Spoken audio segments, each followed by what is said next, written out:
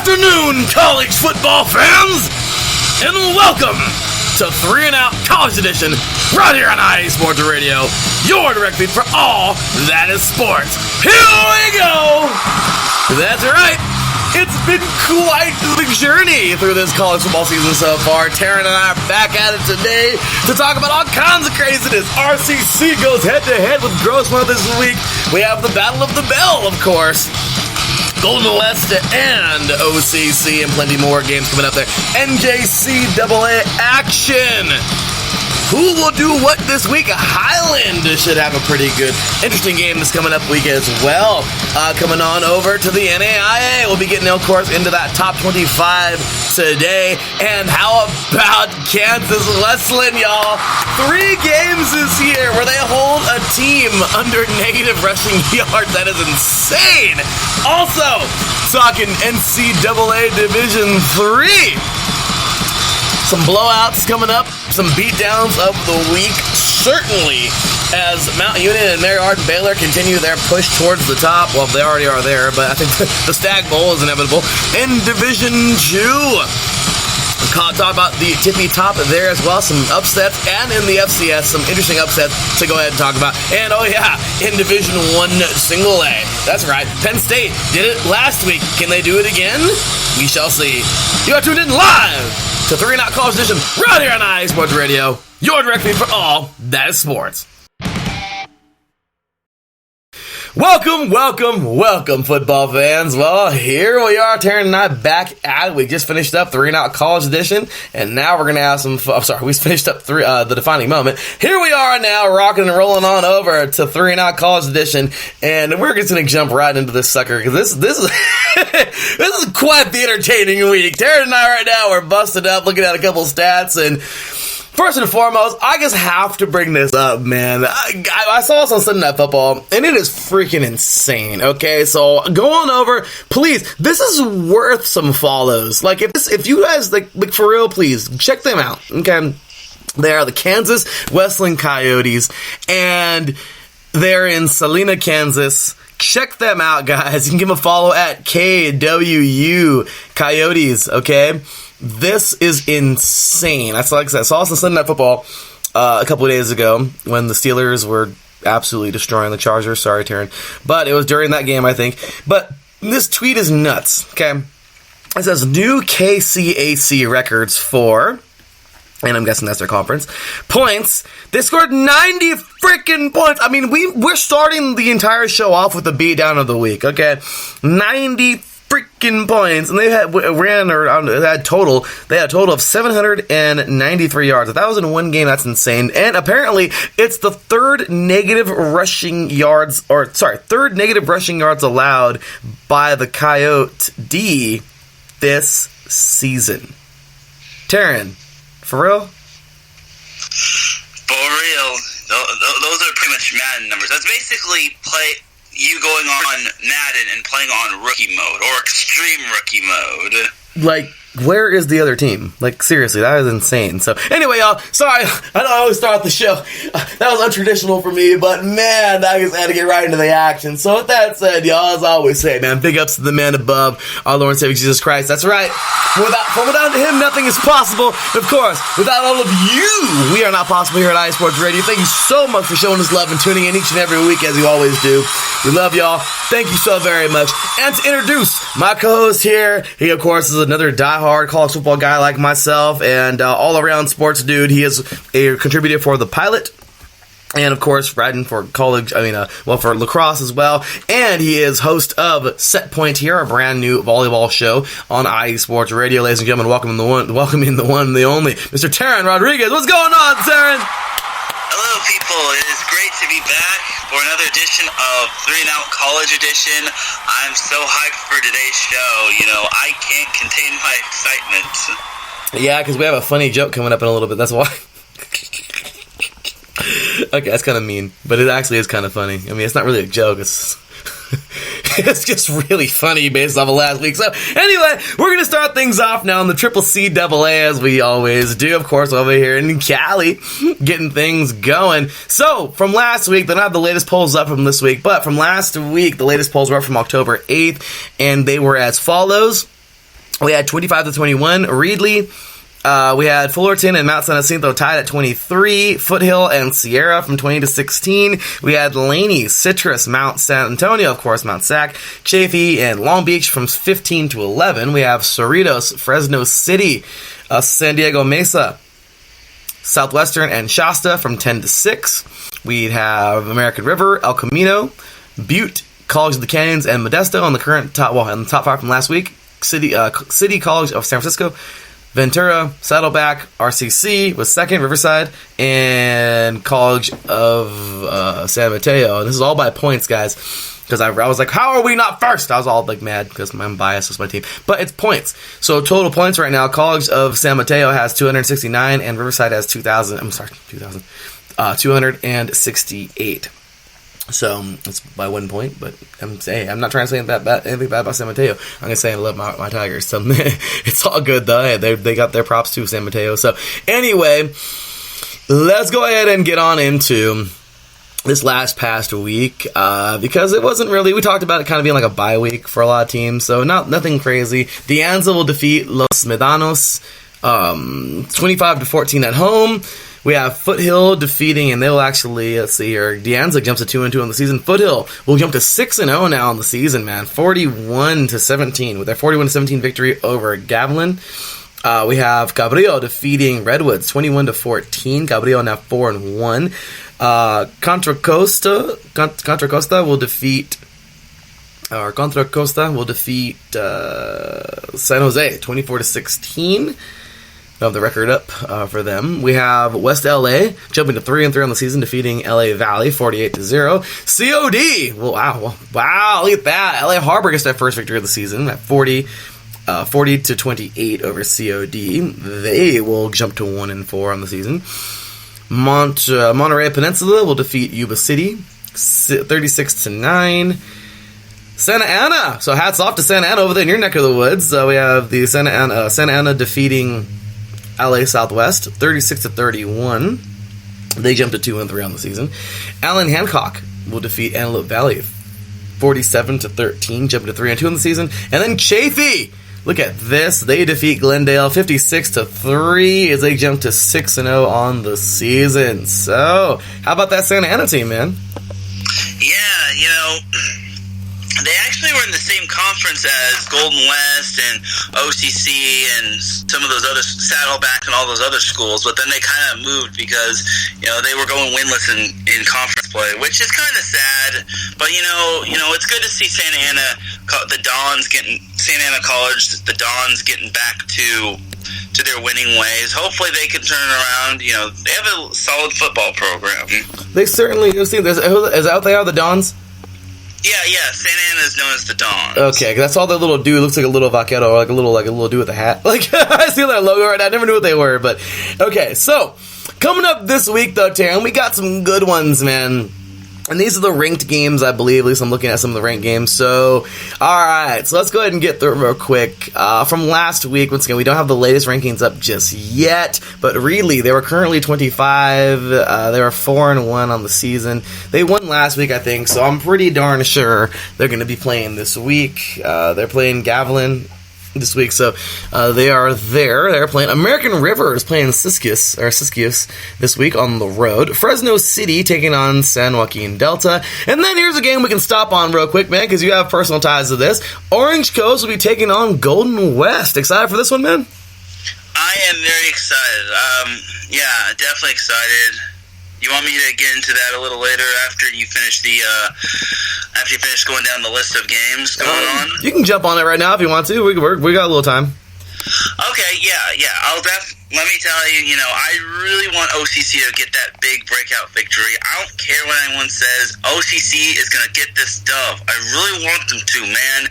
I think they've taken their lumps a bunch of times against some of the better teams like El Camino and Ventura. It only gets tougher from here on out for OCC. So they got to get that win, man. Otherwise, it's not going to look good because every team in their conference is good. Even Grossmont is good. And Grossmont could be scrapping toward the bottom. But OCC is getting that dub, baby. And I really want to see to see Kyrie Adams go off on that game, because if you've read Kyrie Adams's or Kyrie Adams's story, it's a really heartwarming one. He's a really great player. He is the definition of a warrior. So hopefully Kyrie Adams goes off on that game, and hopefully Adam Carr gets it together. I don't care who Golden West has. I know they have some good players like David Atencio at wide receiver. That dude's a beast in freaking football. I've seen him play back at Edison, and I believe Golden West quarterback is really good. I forget his name. It was Nathan something, but he did attend Corona Del Mar. I know he's good, but this is OCC's time, baby. They're gonna pull the upset. I just know it. They gotta. Oh! Yeah, very excited, Trevor Rodriguez, everybody. OCC not, receiving any votes from what I can see here from last week, but Golden West certainly is receiving a couple of votes. I think they were actually in the top 25 one point in the season. They have received 5 votes here, but certainly a good school, Golden West is, and hey, OCC not having the best season, but best luck to them. I'll be cheering them on. We got West. Let's go ahead and get back to the ranked games. Shasta, as a matter of fact, taking on Sierra, as they were ranked. Ellen Hancock will be hosting Pasadena this week. Riverside Community College, of course, my Tigers heading on down to San Diego to take on Grossmont. Really excited about that. We got Butte heading on over to Feather River to take them on. San Mateo to take on Santa Rosa. And then we have, Merced taking on Monterey Peninsula, and Sequoia's heading on over to Modesto, and it's actually Modesto's homecoming, so should be a pretty good game there. Fullerton, now this could be a really good game. Fullerton will be taking on Cerritos, really, really excited for that one. Ventura takes on Bakersfield, and East Los Angeles takes on Long Beach, of course. And here comes another good game. Antelope Valley and San Bernardino Valley, another good game there. Palomar will be taking on Mount Sac. Chafee will be taking on LA Valley. Citrus will be taking on COD, Calls the Desert. Southwestern taking on Saddleback. San Diego Mesa taking on El Camino, and Mount San Jacinto will be taking on Victor Valley. So those are at least some of the ranked games that I saw, or I'm trying to remember off the top of my head, from this past week. So I think Taryn and I both have the games that we're most excited about, of course, our alma maters going head-to-head. But if I have to pick a game outside of my alma mater to really pay attention to a lot, I know I played both these teams. Well, I actually didn't play both of them with Cerritos, but freaking Fullerton, man. Fullerton's currently, or from last week, Fullerton was tied for 23rd. And then you have Cerritos at 15 right now. Cerritos is 3-2. Fullerton was 2-3. And I know they've changed. I think they both won last week. So if they did, then they just add a win to that. But that should be a really good game. Both these teams were a little more better than they were, I know for sure. But times change, everything happens. But man, what a great game that this should really be. And looking forward to the performance of these young athletes to go head to head, man. Just trying to, pretty much last chance you. So with that said, also we have on Friday, before I forget, sorry. my gosh. Well, that's fun. Anyway, San Francisco will be taking on Laney. That's interesting because Laney, of course, the defending champions from last year, taking on San Francisco. And Frisco right now, they were last week, they were number 5. And Laney, they have just fallen, man. They are 2-3, now they're 20th. They dropped to 20. And Frisco, they're 4-1. I don't think either of these teams played last week, and if they did, well, I think it was just Frisco that played last week. But regardless, freaking crap, man. San Francisco at number 5, Laney. Do you really think right now, they took a plunge, John. They must have lost a lot of athletes, but man, Laney drops to 2-4. You think they're out of the top 25, Taryn? Yeah, junior college is definitely very interesting because, the more sophomores you have, the more better chance, the more experience you have, and the better chance you have of winning games, honestly, considering those sophomores are just returners from last year's and they know the system of your school. So Laney definitely must be young and a little inexperienced on the experience side, which happens sometimes. Teams go through a little roster turnover here and there. It honestly happens. So hopefully Laney will figure it out soon. I hope so, man. I want to see them back at it. It would suck to have those weird one and done, because I mean, I've never, once again, I wasn't really following Triple CAA too close to like 2 years ago, or like last year, but still, it would be kind of crazy to see them be like that. Yeah, they won it all, and then they lose a lot of players, and that's it. And before that, they weren't much. So, you know what I mean? Like, I would kind of suck to see them not be up there. You know what I mean? Like, again, like at least to try and defend their title, you know? Yeah, it would be pretty weird, honestly. It would be weird to not see them. It would be kind of weird. So, anyway, so that's last week. And moving on over to the NJCAA, man. We had some pretty good games last week that we've got to follow up on. So, last week we had here, let's see, a couple of interesting games from some ranked teams.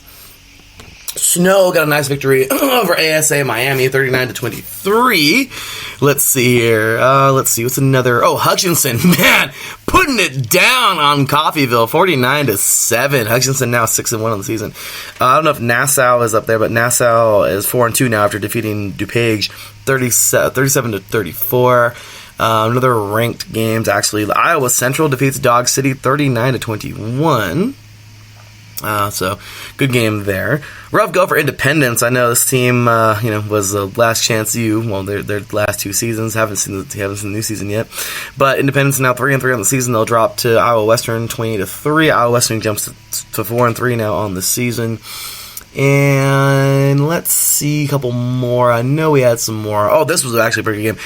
Lackawanna last week. These two teams went head-to-head. Lackawanna taking on Monroe College. They're both undefeated. Well, Lackawanna will get it done on the road, 30-17. A very good game. Lackawanna remains undefeated. They will hand Monroe College their first loss of the season on the road, too. So, Cisco defeats Blinn. I don't even know if Cisco is ranked, but they should be now. They defeat Blinn 47-44 on the road, and they will jump to 5-2 on the season, man. So, good stuff there. And that was all last Saturday, I believe. So, good stuff there. And moving on, actually, last Thursday were a couple of games as well. Northwest Mississippi is getting down, man. They knocked off Northeast Mississippi or East Mississippi the week before this. And then 54-18, they defeat Coahoma. 54-18 once again, jumping to 6-1 on the season. Talk about a great performance by these guys. How about Mississippi Gulf Coast? I think they're up there right now. They're 7-0 on the season. They just defeated East Central Mississippi, or East Central in Mississippi, 25-5. That's interesting. Field goal and a safety, I presume. But after that, East Mississippi will drop another game. Okay, junior college is absolutely interesting, as Terrence said, because my gosh, 49-42, East Mississippi will drop their second game in a row. I don't know if that's second or third, but look at that. They will fall to Holmes, 49-42, and I don't know if they're going to be heading to the national championship this year with that record, man. That's old. The NJCAA is old school. It's basically the BCS. It's the top 2 at the end of the year, and that's it. So I think with that loss, they might not be in it this year, which is crazy because Laney, Triple CAA, we're talking about them. Like if they lose this week, they probably won't even be up there. And now East Mississippi, they dropped their third game. So how about that, Taryn? The 2 champions from last year look like they're going down early. Yeah, again, so one year a team is dominant and looking like they're going to rule in one sport, then the next year, you're basically near the bottom of the barrel, or you're just reloading. So that's the one thing I've learned about junior college in my years. You're right. You're right about the reloading phase, because you're looking for bounce backs and you're looking for college for high school talent, and basically you're just scouting as, hey, I mean, in the NJCAA, they can, give room and board and like partial scholarships or whatever. But for Triple CAA, it's basically, hey, come play for us. We can't really offer you anything, but come play for us and we'll get you out in 2 years. You know what I mean? So it's like, it's crazy. So I mean, it's a trip. I mean, they both kind of work similarly. Just one with scholarships and room and board, the other one with none. But college kids here in California, hey, just stay at home, or if you have to, rent an apartment or do whatever. I mean, hey, you can be a homer and stay home and play another 2 years and get your name out and transfer D1 and how it goes. So anyway, so the current standings of the courtesy of the NJCAA website. That is at njcaa.org. We have from 20 to 16, and this is actually current. This was released on the 14th, so yesterday. We have ASA Brooklyn, Iowa Western, Cisco. Yeah, I'm glad they're up there now. I don't know where they were last week. Were they ranked last week? Nope, they were not ranked, so they're up there now. We have East Mississippi that dropped all the way to 17. Oh my gosh, Taryn, look at that, 17, dude. Then we have Mesabi Range at 16. Then from 15 to 11, we have Fort Scott, Monroe College, Georgia Military, Highland, Kansas, and Trinity Valley. From 10 to 6, Jones, Snow, Garden City, Butler, and Hines. And then from 5 to 1, Kilgore. They were currently 5. They jumped up to, well, they're still at 5. We have Hutchinson. They were at 4 last week. They are still 4. Lackawanna. They were 3rd last week. They are 3rd. North Mississippi, or Northwest Mississippi. They were 2nd last week. Well, they are 2nd now, or number 2. And Mississippi Gulf Coast at 7-0. This team is still number 1. So, man, craziness going on there. Moving on over to this week. Hines will actually take on East Central Mississippi. Homecoming game for East Central Mississippi, so that should be an interesting game. Northwest Mississippi will take on Northeast Mississippi. There, we got number 2 and Northeast Mississippi. I didn't even see them ranked, but East Mississippi will take on Coahoma. And yeah, man, if they drop this one, that might be it. And then Mississippi Gulf Coast takes on Pearl Harbor. Pearl Harbor. Oh my gosh, forgive me for saying that. Pearl River. So, that is on Thursday. It's this Thursday. And then on Saturday, let's see who we got going on. Or what we got going on. Hawking will take on Lackawanna. Ranked battle there. Dog City takes on Hutchinson. Hudson Valley takes on Monroe College. Garden City and Highland. That's the game that's my game of the week right there. Garden City is, as we just mentioned right now, Garden City is number 10. And Highland, Kansas is number 12. So that should be a really good matchup right there. Iowa Central also takes on Ellsworth. Snow also takes on Iowa Western. Should be a pretty good matchup there. And these are your Saturday games. And then Holmes takes on Mississippi Delta. I'm just saying keep an eye on Holmes. They're not ranked, but they just knocked off East Mississippi for what it's worth. They, once again, were the national champions last year. So after that, we got Blinn taking on Kilgore. Is Jones or Copa Lincoln actually ranked? Yes, Jones will be taking on, Jones is ranked, I just read them off. They're taking on Copia Lincoln, and it's Copia Lincoln's homecoming. Once again, Blinn taking on Kilgore, and Tyler taking on Cisco, and then Fort Scott, I believe I did say it was also ranked. Yes, Fort Scott will be on the road taking on Butler, and it is Butler's homecoming. And as a matter of fact, I think Butler was ranked too. That's actually a good game too. Look at that one, Taryn. We got Fort Scott at 15 taking on Butler at 7. So that's another potential game of the week right there. So we got some really good ones coming up this week, man, in the NJCAA. What's most intriguing to you? They're all pretty intriguing to me, but what's intriguing is this top 20, which only has 3 undefeated teams. And what's funny is that Lackawanna is number 3, but they're behind Northwest Mississippi, which is number 2. So it's interesting to see, but they're not too far behind in points. So I'm thinking if Lackawanna continues to stay undefeated, maybe they might jump Northwest Mississippi. And you never know in terms of matchups. One week there's a team might be favored to win, and then sometimes they may just get knocked off their perch. And then also there's number 16, Mesabi Range, who is 7-0, which also intrigues me as well. They're still not even top 10, but they're still ranked, which is kind of funny. I think they'll have a big test coming up soon, so we'll see what happens. Definitely looking forward to that, man. So we can move on now into some NAIA. By the way, it's a great guy. I forgot his name. He's a real cool dude, but make sure to give him a follow at NAIAF Ball. Great stuff. We had him on the show last year or 2 years ago. We got to get him back on the show. But great guy. I think it was actually last year. But here's the current top 25 right now of the NAIA. So we have from 25 to 21, Montana Western, Sterling, Baker, Mid-America, NAZ. I think it's NAZ. It's more, but there's a period there, so I don't know what that stands for. And Montana Tech. From 20 to 16, we have Siena Heights, Reinhardt, Langston, St. Xavier, and Dickinson State. From 15 to 11, we have the Southeastern, Evangel, Kaiser, Concordia, Michigan, and Benedictine. And from 10 to 6, St. Francis, Indiana, which took a tumble, man, after, once again, Marion knocked them off for the second year in a row. Ottawa, Arizona, Cumberlands, Kentucky, Lindsey Wilson, and Northwestern. And then from your current top 5, we have College of Idaho, Grandview, Marion, Kansas Wesleyan, and the defending champions, Morningside. So that's a current look there at the top 25 from last week.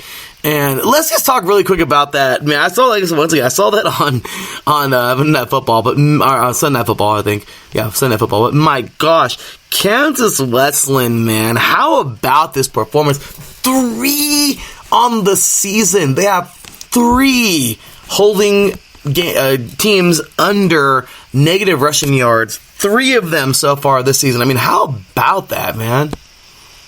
Yeah, it's crazy, and, good thing that St. Mary isn't receiving any votes, otherwise we'd have a little bit of a problem with that. Wouldn't that be something? I mean, seriously, man, we have ourselves quite the interesting game. I am really, really, really excited to see this team go on. I mean, 90-0. I think we have a candidate. If not, that might be the the champ this week. 90-0. We had a Division III also team win. I think it was 90-0 as well. But man, I mean, talk about a beatdown. I mean, earlier when I told Taryn we were talking about it, and I love his reaction. That's just mean. It's basically a sarcastic reaction, but you kind of have to feel bad for the other team, but come on, you gotta show your A game. You gotta bring your A game. I'm surprised that hasn't reached national news though, but that's none of our business. Well, certainly a beatdown, whatever it was. So man, that was basically that's like going on Madden and then playing on Pee Wee mode. It's on Pee Wee mode, yeah. So certainly gets the beat down all day, serving him up. This week, courtesy of NAIAsports.org, I think we have some of the games here coming up for this week, and I'm going to say, let's see, we have number 7, St. Francis taking on Indiana Wesleyan. They're number 19. That should be quite the battle there. Number 5, Benedictine, Kansas, which I saw them drop, so I think the website might not be up to par, but regardless, Benedictine, they won the national championship last year. They're taking on Evangel, and that's going to be a good game no matter who's ranked where. So that's going to be a pretty good game, in my opinion. I think it's really going to be a fun one. And then after that, I don't really see too much of anything. So I think the game of the week is definitely going to be this game right here, and then they continue on. But I think we have... Yeah, they're gonna. It's just kind of odd the way the whole thing is placed together here. So, not trying to diss the website, but it's just they don't have it in weeks. They just have the games going for the month. So I don't know what week is what, but I think I'm gonna stop right there and say that this is gonna be the game to watch or the game to try and follow on Twitter or something, because that's gonna be really cool. Also, it says here, Hart Game of the Week. And number 10, Concordia, Michigan, takes on number 3, Marion. So that's actually going to be a pretty good game as well. So I think, though, that's actually, that's probably the game of the week in my opinion. Well, that's kind of the game of the week. But the one that I really think, too, is Benedictine and Evangel. So those are 2 good ones there. Also, Indiana Wesleyan and St. Francis going head-to-head. So those are all pretty good games moving forward into this week. But yeah, so anyway, that's pretty much all we got on the NAIA. Once again, man, make sure I forgot his name. He's a great guy. Just to see if we can, because I don't want to not mention him. I'm gonna go back to the messages. He was a real cool guy, and I'm looking forward to having him back on the show this year. I hopefully can get him can get him back on here. But the dude he's really cool, super diehard NAIA guy. He runs a website, so I mean, like, it's really cool. He does a lot. I think it's NAIAFball.com, I think, or I don't know, forgot what it was, but make sure you check him out on Twitter. He's super cool, and the guy is just absolute diehard. He's really, really, really into the NAIA, and I'm trying to really get into the NAIA myself. Super cool league, and you know, something I gotta say about the NAIA, Taryn, as I said it before, but you know what, dude, seriously, it's crazy how every week you're gonna see a lot of ranked on ranked games. And all throughout the tournament, you're playing ranked on ranked games, and the tournament is just everything about it is absolutely awesome. I really do like the NAIA schedule layout because I don't have a bunch of cupcakes. I mean, maybe they do somewhere in there, like the lower tier teams or the lower teams is what it is. But I think that I see more ranked on ranked games from the higher seeds, or just anybody ranked on ranked games every season than I do see, like, number 1 Alabama or number 1 Clemson. Like, you know what I mean? Like, I really do think that I see more ranked on ranked games in the NAIA, and I just like their system a lot better, especially with the playoffs. Oh yeah, definitely. Yeah, everyone likes to see ranked on ranked games. You don't want to see an unranked team versus the number 1 team. It's not fun. Yeah, it's not, and I just think that, you know, the NAIA just has it. I really enjoy what they have. So, anyway, we have here once again, check him out, man. Really cool stuff. He even said that he's not associated with or not affiliated with the NAIA, but he covers pretty much everything, and he has a Patreon account, man. So make sure to go check him out. It's NAIAF Ball or at NAIAF Ball. Check him out. He's over there. He has his Patreon account. I guess clicked on the website. So yeah, Patreon.com, and check him out, man, and show him some love. Like, seriously, he does a really good job. And yeah, so we gotta check that out for next year. We gotta check that out for this year too, and try and get him back on here. Sorry, can't remember his name, but he's super cool guy. So, all right. So with that said, off to Division 3. All right, Darren. Division 3 football coming your way. Last week, do we have some upsets? Let's find out. So, last week we would have, number 10 Ithaca defeated Buffalo State 48-14. So, no upset there. But we did have a small upset here, and it's a small upset, but I don't care. It's an upset. Number 14 Salisbury will defeat number 12 Westland at home 45-38 in a high-scoring game there. Then we had another candidate for beatdown of the week. Number 16, John Carroll defeats Capital 90-0 on the road. Number 2, Mount Union defeats Wilmington 63-6 on the road. Also another ranked-on-ranked game. Well, no, sorry, non-ranked on ranked, but it was a ranked game here. Number 25, Case Western Reserve defeats Washington and Jefferson 35-19 at home. Number 8, Barry defeats Hendricks 27-9 at home. Number 9, North Central Illinois defeats Augustina 42-14. Then we have a ranked-on-ranked battle here. And a pretty good, well, not a good game for one team. Bethel actually couldn't put up any points, but man, St. John's did their thing. Number 4, St. John's defeats number 6, Bethel 19-0. Number 5, Wheaton, Illinois defeats North Park 63-0. Number 11, St. Thomas defeats Augsburg 53-0 there. And Mary Hardin Baylor, number 1, well, they're looking like number 1. They defeat East Texas Baptist 50-14. And here was a game that was a little surprising, guys. Wisconsin and Whitewater, and I don't know if this is UW, I don't know if it's Washington or Wisconsin, but Platteville, or Plateville, I believe, Platteville. This is a close game. Number 3, Whitewater was a close call versus number 19, UW Platteville.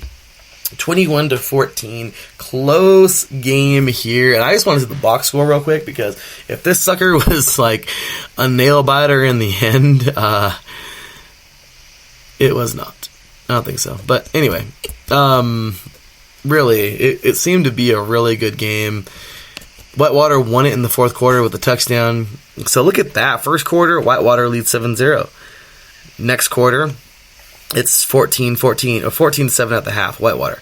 Then in the third quarter, it was tied 14-14 because Platteville will score, and then in the fourth quarter, Whitewater will score, 7, and there you go. So what a close game there. And hats off to them. Number 24, Whitworth will defeat Lewis and Clark 68-30. Big victory there. Number 23, Linfield defeats Puget Sound 77-22. My gosh. Number 22, Cortland defeats Morrisville State 42-28. And then, would you look at this? A SIAC upset. Taryn, we were talking about it. And Redlands was currently ranked number 15. They had to have dropped by this week. Maybe they did. But man, number 15 Redlands will take one on the chin from Chapman over there in your neck of the woods in Orange County, man. Chapman knocks off number 15 Redlands 21-18 at home. How about that, man? Oh, that's definitely caught my eye. And big shout to OC Sports Zone for covering that game as well. That's definitely an impressive victory for Chapman. You know, they're letting themselves be known. Look at these team stats, courtesy of D3Football.com. Look at this, man. Passing yards, Chapman 161, and they held Redlands to 80. And then rushing, though Redlands got 152, Chapman had 226. And Chapman also led in turnovers with 3 turnovers and to Redlands 2 turnovers. And the time possession just says it all, though. Look at this. Chapman, 40 minutes and 47 seconds, where Redlands had had the ball for 19 minutes and 13 seconds. Taryn, overall, this was honestly, it was a close game, but Chapman dominated this game. Yeah, it's definitely a great. Yeah, definitely a well-played game by Chapman. You know, I think they just came ready to play. You know, not trying to take anything away from Redlands and their effort, but I think Chapman was definitely the better team. They had a good game plan going in, and they definitely deserve the recognition. Yeah, they do. Look at this, man. This guy, Reed Vettel. He was 8 for 18, 92 yards. His long was 20. His touchdown, he threw 2 of them. And then Jason looks like McIntyre. I don't want to butcher his last name. But he was 20 for 17. So we had 2 quarterbacks playing for Chapman. 12 for 17, 69 yards. He threw for 11 was his long. But man, rushing-wise, they have 3 dudes running the ball, man. Well, McIntyre was on the ground. Apparently, he ran too. But Isaiah Woods, man, 11 attempts for 46 yards. And then Marcos Reyes, looks like that's their guy. 23 attempts for 102 yards, past the century mark. He had a long of 18. He averaged 4.4 yards a carry, and he had 1 touchdown. Talk about a great day. Isaiah Woods also 11 for 46, 4.2 average on the ground. Long was 19. I mean, overall, man, they looked good. The ball, look at this. They got this to all kinds of different receivers. Looks like everyone got a catch share. My gosh. 1, 2, 3, 4, 5, 6, 7, 8, 9, 10 different receivers in this game. Some of them were I saw the running back in there, Isaiah Woods. But Reyes as well. So both the running backs caught passes as well. But 8 receivers and both running backs caught the ball. I mean, they spread the ball around. Overall, man, my gosh, what a job by freaking Chapman, man. What a way to get this victory. Oh, yes. Yeah, definitely. Yeah, again, you just can't say enough good about Chapman. You just can't. You really can't. We got to keep an eye on some of these guys, man. I mean, great stuff. But yeah, and then of course we had the dude leading tackles, Dylan Keefe, 7 tackles, 3 assists, and 1 sack on the game. So he was our defensive leader defensively this week. So, alright, so anyway, there you go, all on, once again, courtesy of D3Football.com. And let's take a look now at that top 25 and see where we are. Alright, let's see here. Top 25 rankings. Alright, so here we go. As of, let's see. Yep, 2 days ago, or 3 days ago, actually. Cool, sweet. So it's all, we are good to go. So here we go. So, top 25. We have Linfield. Redlands hangs on. Look at that, to 24. 25-21. Sorry, numbers 25 to 21. We have Linfield, Redlands, Case Western Reserve, Cortland, and Susquehanna, I believe. Susquehanna. Susquehanna. That's how you say that. Then you have from 20 to 6. Johns Hopkins, Chapman now. How about Chapman, man? That deserves an applause, you know? The freaking Chapman Panthers got this thing done, man, and they're now 4-0. We have 2 SIAC teams ranked. How about that, Taryn? I like that, man. 2 Southern California teams ranked now in the D3 top 25. Oh, I love it. You know, shout out to California, way to represent. You know, as Snoop Dogg said, West Coast is the best coast. All day. So, anyway, from 20 to 16, once again, Johns Hopkins, Chapman, UW, Platteville, of course, that's Wisconsin, but Hardin Simmons and Delaware Valley. And then from 15 to 11, Wesley, Wartburg, John Carroll, Salisbury, and St. Thomas. And then from 10 to 6, we have Bethel, Ithaca, North Central Illinois, Barry, Muhlenberg, and that's your top, up to 6. And then your current top 5, Wheaton, Illinois. They're 5-0. They were 5 last week, so everyone stayed. 5 through 1 had all stayed. St. John's, 5-0. They stayed. Wisconsin Whitewater, 5-0. They stayed. Mount Union, 5-0. They stayed. And Mary Hardin Baylor, 5-0. They stayed. So let's go ahead and get on over now to this week. And the top 25. Moving on into this week. Here we go. We have a couple games on Friday. Actually, no. Just Ursinus, I believe. Ursinus will take on number 7 Muhlenberg. And then this week, the top 25 is as follows. Number 13, Delaware Valley taking on, looks like Wilkes, I believe. Then Franklin and Marshall taking on number 20, Johns Hopkins. Number 12, Wesley taking on William Patterson.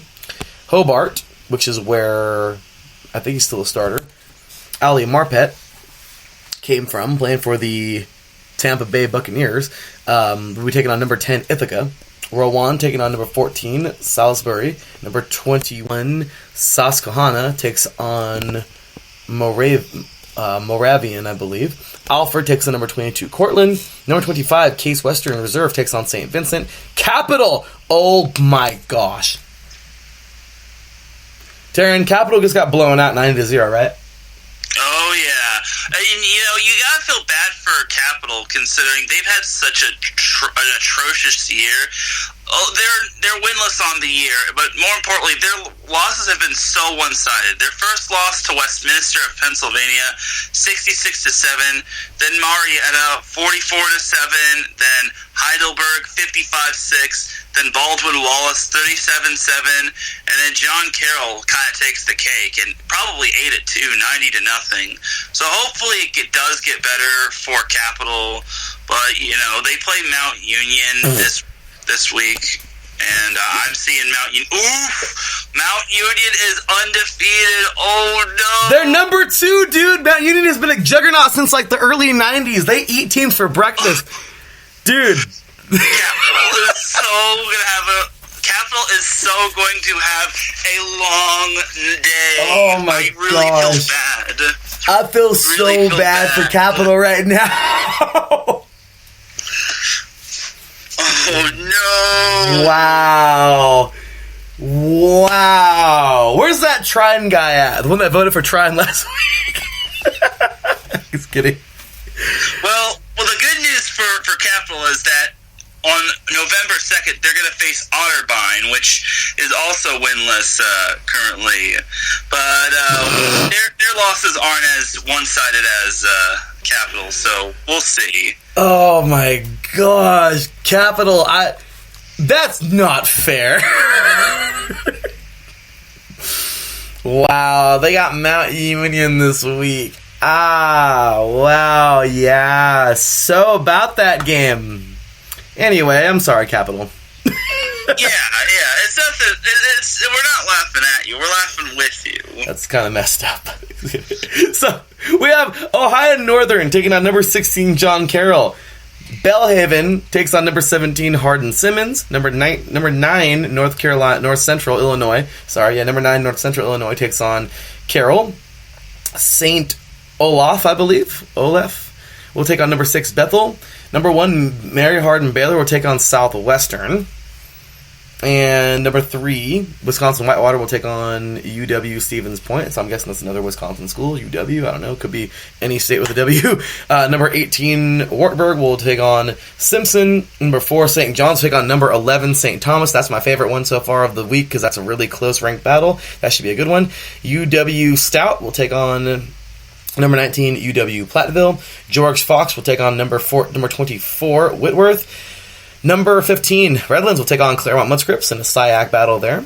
Williamette will take on number 23, Linfield. Washington U will take on number 5, Wheaton. And number 8, Barry will take on Birmingham Southern. So I think I have the game circled that I like a lot, which is number 4, St. John's versus number 11, St. Thomas. Which one do you like this week in Division 3, Taryn?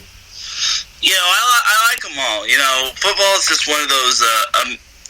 Saturday is basically one of those amazing days of the week, and with it being football season, every school is pretty much is just so happy that it's the weekend, they get to take time out and just watch their football team, hopefully get the dub. So, yeah, I like all the matchups. Oh, of course, man. Definitely got some good ones coming up. In Division 2 here. Moving on to Division 2, this is courtesy of D3Football.com. The other one was Division 3 was courtesy of D3Football.com. Division 2 is courtesy of D2Football.com. We have here from last week all the ranked games. Number 7, Notre Dame defeated Charleston 63-53 in a high-scoring affair there. Stroudsburg will... Kutztown. Number 23, Kutztown will defeat Stroudsburg 35-13 at home. Number 13, Westchester will defeat Bloomsburg 20-17 in a close battle there, man. It was a close call for number 13. Bowie State, big shout out to Daryl Kinsey Jr., our very own Daryl Kinsey Jr. here at IE Sports Radio. His Bowie State Bulldogs, number 22, Bowie State Bulldogs, that is, will just lay the hammer, man. They'll lay the wood. They will beat these guys down. Shawan 64-17. And then we have a good game here. Actually, it wasn't too good of a game, but Northwest Missouri, number 6 Northwest Missouri will defeat number 17 Pittsburgh State 38-17. We have number 9 Lenore-Rhine 38-14 over Tusculum. Colorado Mines, number 10 Colorado Mines will defeat Western Colorado 28-0. Truman State, number 24 Truman State, will actually lose. Upset alert, y'all. We have Lindenwood defeating number 24 Truman State 28-24 at home. Let's see here. Number 19 Minnesota Duluth will defeat Wayne State, Nebraska 21-7 at home. Let's see here. We have any more upsets? We have number 16 Harding. The Harding Bison will go on the road and defeat Oklahoma Baptist 50-33 on the road. We have Slippery Rock, number 11 Slippery Rock, 45-42 over IUP. That's number 21 IUP. Let's see, number 15 Central Missouri over Central Oklahoma, 44-26.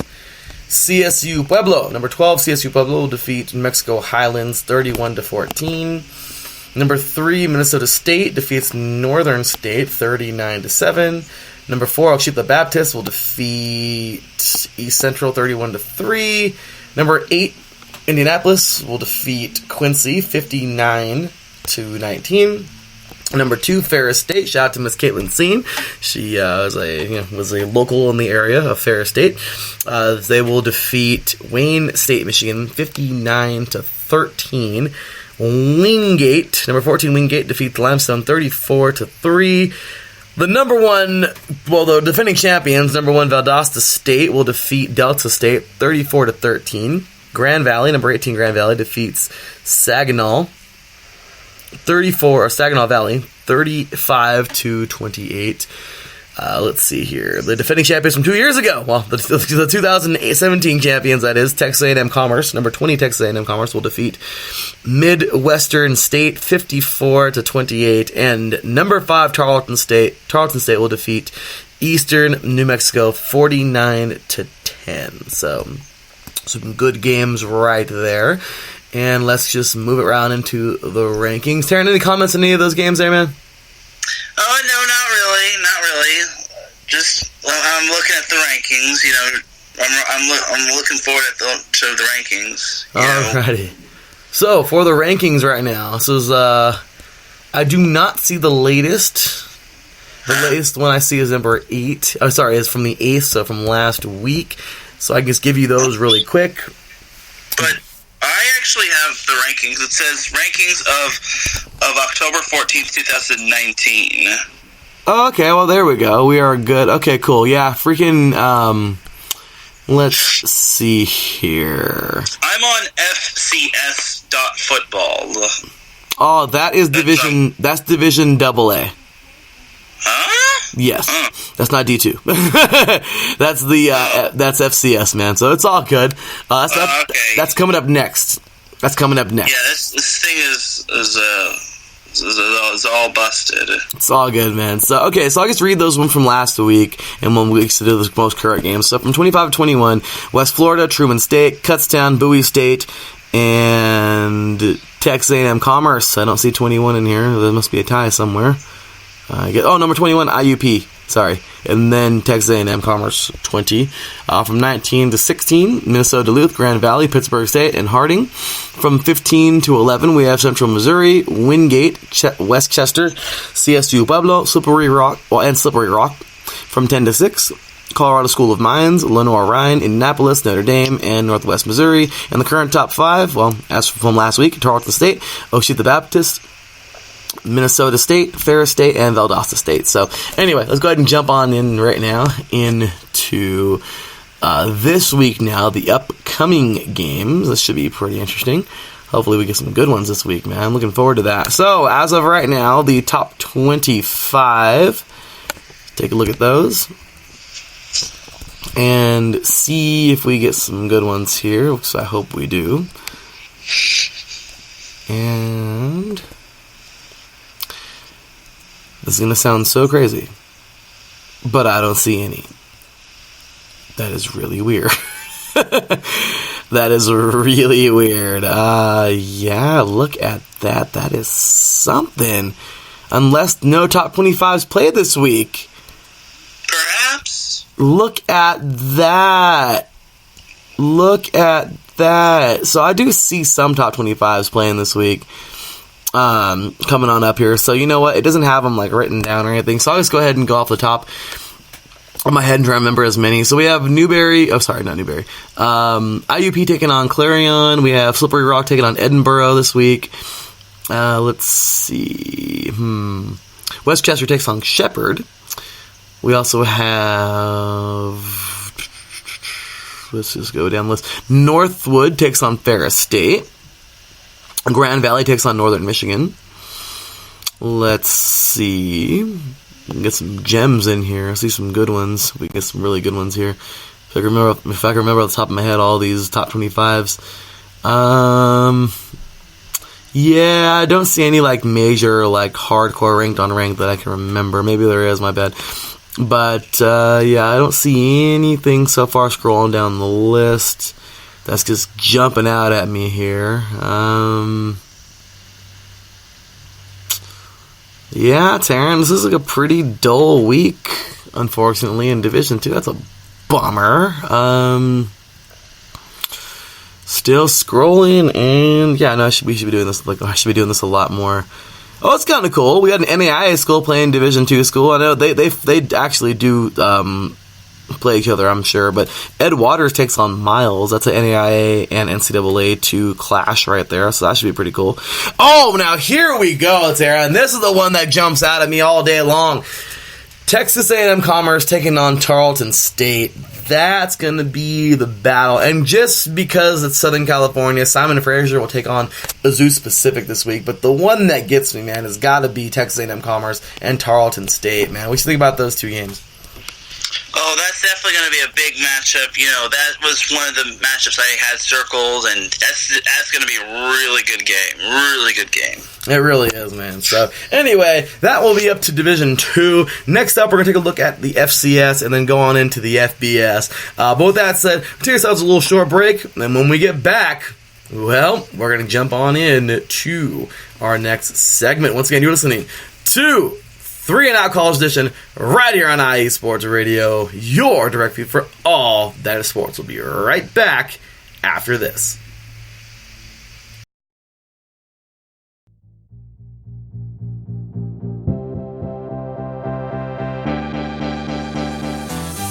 Good evening, sports fans. This is me, your boy Larry, bringing you yet another action-packed, wall-to-wall episode of The Defining Moment right here on IE Sports Radio, your direct feed for all that is sports. Good evening, ladies and gentlemen.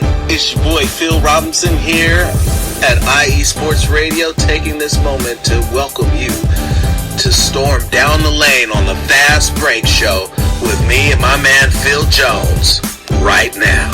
Hey everybody, it's the host of the fastest show on IE Sports Radio, Daryl Kinsey Jr., and I'm welcoming you to take a lap of the extra mile with me and my co-hosts Lolita Camillo, Caitlin Seam, and Michael Ward as we go through all of the news and updates in NASCAR, Formula One, IndyCar, and more. That's the Extra Mile, Thursdays at 8 p.m. on IE Sports Radio.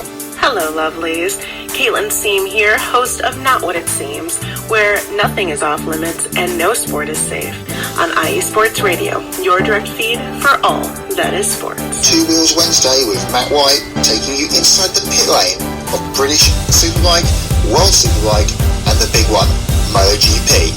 Hey everyone, this is Felicia, the First Lady of IE Sports Radio and one of your esteemed co-hosts of Ring Rambling Radio, along with Martine Sandoval and Matt Petrushka, for all of your wrestling news and talk, from everything from WWE to Ring of Honor, All Elite Wrestling, New Japan, anything you like. Be sure to catch us right here on IE Sports Radio. Hey there, hockey fans. This is Cal Henderson with Nico Green, and we are welcoming you to join us on the Neutral Zone, presented by IE Sports Radio throughout the hockey season. Buddy, let me tell you, hockey's never been hotter, and neither has the Neutral Zone. You definitely don't want to miss it, so tune into youtube.com, IE Sports Radio, or IESportsRadio.com for all things that are hockey. Hey everyone, this your boy Phil Jones, co-host of the Unfiltered Truth with Phil Robinson III. Every Monday, 3:30, 6:30, and Tuesday, 5:30, 8:30. On IE Sports Radio, we're here to give you guys nothing but Raider news, breakdowns of both sides of the game, and interviews with active and former players and NFL analysts. Because we are here to give you nothing but the unfiltered truth. We want you guys to get the real stuff. So join us every Monday night and Tuesday night on IE Sports Radio.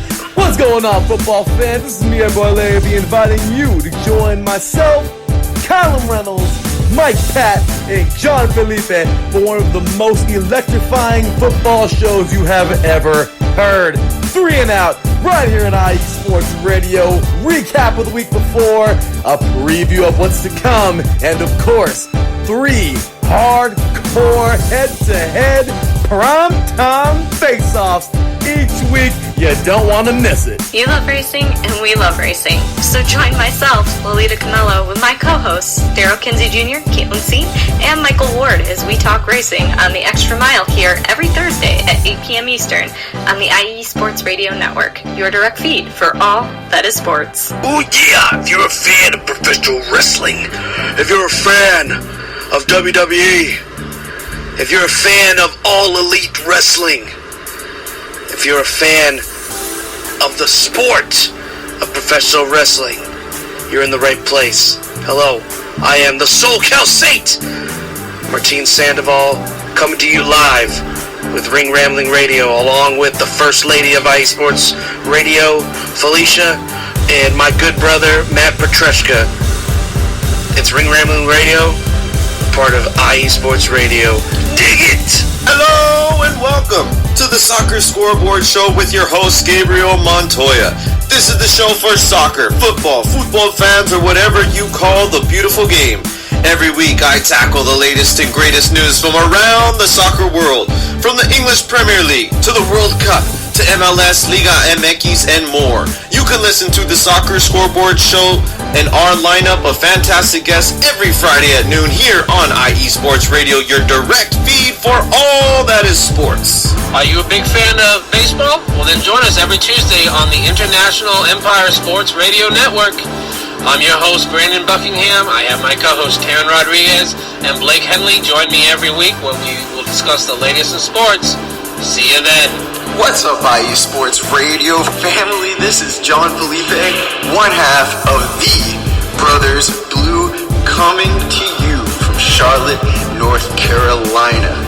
You can catch me on any one of those shows, on 3 and Out, on The Brothers Blue on YouTube, as well as IE Sports Radio, your home for all that is sports. Warning, warning. The following opinions are not sanctioned by IE Sports Radio. The truth is a beautiful thing. We would never twist it, nor will it ever be sugar-coated, so prepare yourself. I'm Phil Robinson, he's Phil Jones, and this is The Unfiltered Truth. Hello, this is Michael Ward from The Extra Mile, and you're listening to IE Sports Radio, your direct feed for all that is sports. Hey, IE Sports Radio family, this your boy, Mr. Gumbo himself, Caleb Fat Mac Reynolds. What up? You know I'm part of the Defining Moment NBA segment and also 3 and Out. Holla at your boy from the Big Easy all the way to your front door. This is IE Sports Radio, your home for all that is sports. Hey guys, it's Blake Henley, better known as H-Town Blake to some of you. Happy to announce that Bases Loaded is back and in full force. We'll be bringing that high heat every Tuesday night here on IE Sports Radio. So come home, get ready, dig into that batter's box, and see if you can chase that high heat, baby. So we'll be coming to you live with all the stats, all the rundowns, all the division rivalries, and every team that's going to make the playoff push to get to that one and only October and get to the pinnacle of what baseball is, to hoist that Commissioner's Trophy when it's all said and done. This is your Bautista, the Kurt Man. You can catch me each month alongside Vince Wright, sports governor of Minnesota, talking boxing on IE Sports Radio. Hello, sports fans. This is Mike Pat, co-host of 3 and Out NFL Edition, editor of the IE Sports Radio blog, diehard Redskins fan, alumni of the Florida State University, and all-around sports fanatic. Come check out my stuff and more on IE Sports Radio, your feed for all that is sports. Hey, this your boy Phil Jones, also the host of the Fast Break Show, with Phil Robinson III joining me as my sidekick as always. Look, we come at you guys every Friday night at 5 p.m., 8 p.m. Eastern. Look, we give you guys all the latest NBA news from NCAA as well and the WNBA. We also let you guys know pregame, injuries, whatever you need to know for basketball, for your fantasy league as well. So look, y'all tune in for the Fast Break Show every Friday night at 5 p.m. Pacific Time, 8 p.m. Eastern on IE Sports Radio. Y'all take care. What's good, everybody? My name is Taryn Rodriguez, co-host for Bases Loaded. You can catch me, Brandon Buckingham, and Blake Henley on Bases Loaded at 7 p.m. Pacific Time, 10 p.m. Eastern Time on IE Sports Radio. It's sure to be a grand slam. This is Matt Petrushka, one half of the Good Brothers of Ring Ramblin' Radio, with Martine Sandoval and Felicia Ruizrager, and you can catch us each month talking everything wrestling right here on IE Sports Radio, your home for all that is sports. Do you love college football? And do you want to hear a college football show dedicated to all that is college football, including junior college and the CCCAA and the NJCAA, the NAIA, and the NCAA, including Division III, Division II, Division I AA in the FCS, and Division I A in the FBS? Well then, look no further. Join myself, Larry B., and my colleagues, Mr. H-Town Blake, Blake Henley, and Mr. Christian Espinoza each week during the college football season for the latest in college football on 3 and Out College Edition right here on IE Sports Radio, your direct feed for all that is sports.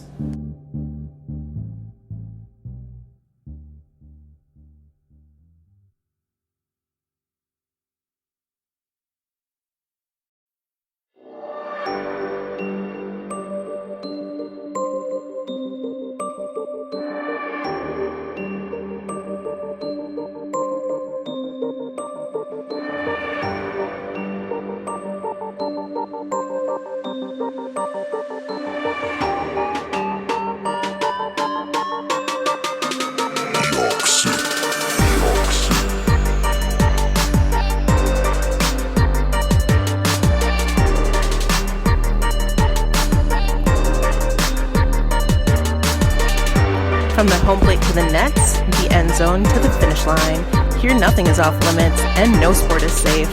Not what it seems with your host Caitlin Seam. bringing you sports like you've never heard before. Catch me Thursdays at 5 p.m. Eastern, 2 p.m. Pacific, right here on IE Sports Radio. The only question is, are you ready?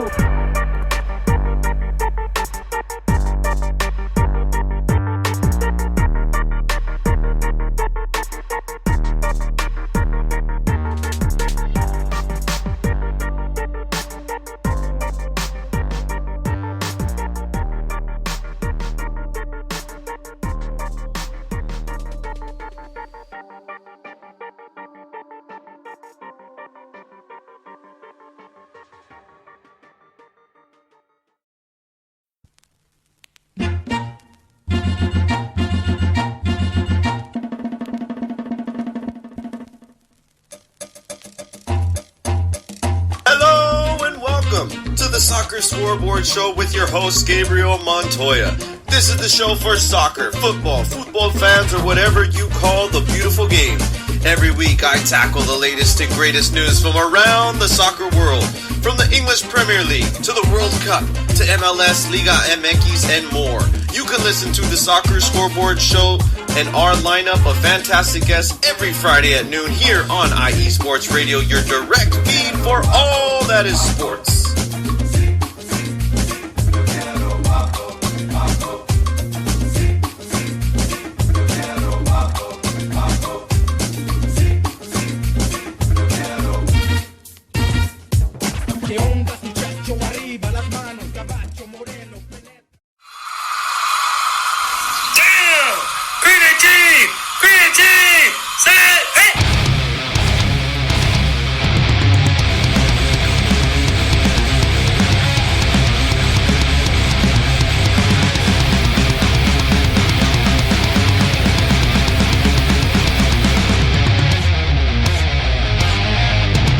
What's going on, football fans? This is me, your boy Larry B, inviting you to join myself, Colin Reynolds, Mike Pat, and John Felipe for one of the most electrifying football shows you have ever heard. 3 and Out, right here at IE Sports Radio.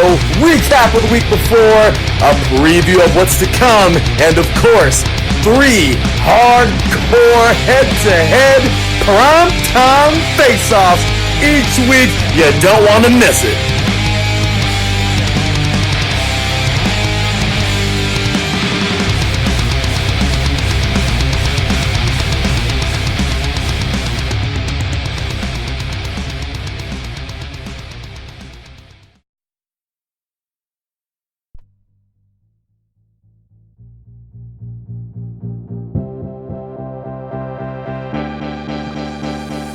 Hey guys, it's Blake Henley, better known as H-Town Blake to some of you.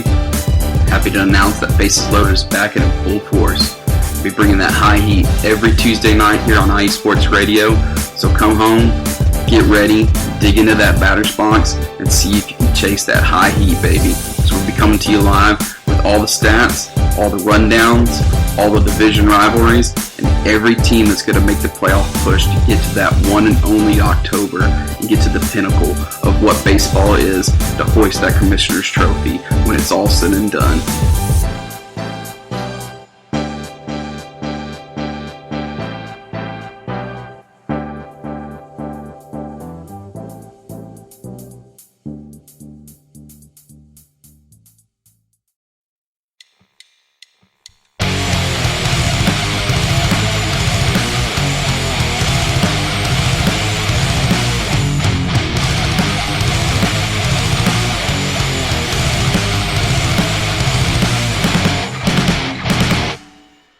College football, and do you want to hear a college football show dedicated to all that is college football, including junior college and the CCCAA and the NJCAA, the NAIA, and the NCAA, including Division III, Division II, Division I AA in the FCS, and Division I A in the FBS. Well then, look no further. Join myself, Larry B, and my colleagues, Mr. H-Town Blake, Blake Henley, and Mr. Christian Espinoza, each week during the college football season for the latest in college football on 3 and Out College Edition, right here on IE Sports Radio, your direct feed for all that is sports.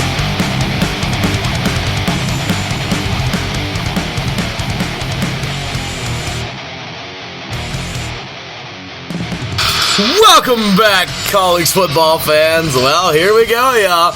Getting into the nitty-gritty of the show. Of course, check out all of our shows here on IE Sports Radio. Just heard our network drop and all the good stuff that goes with it. As you can see, some of the ones I just made the network. I made some of the some other drops for other shows out of the network drops, but hopefully you enjoyed them all. And it is time now to get into the FCS. So, going over now to FCSfootball.com. From last week, let's check it out. So, number 21, Princeton defeats Lafayette 28-3. No challenge there. Don't know who. I guess the rankings moved. I have no idea what happened here. But we have Central Connecticut State defeating Columbia on the road 24-14. Number 16, Jackson State having some trouble with East or Eastern Illinois. I know it's an E, so actually Eastern Illinois, 28-20. And then we see Yale, actually Dartmouth, Ivy League battle here.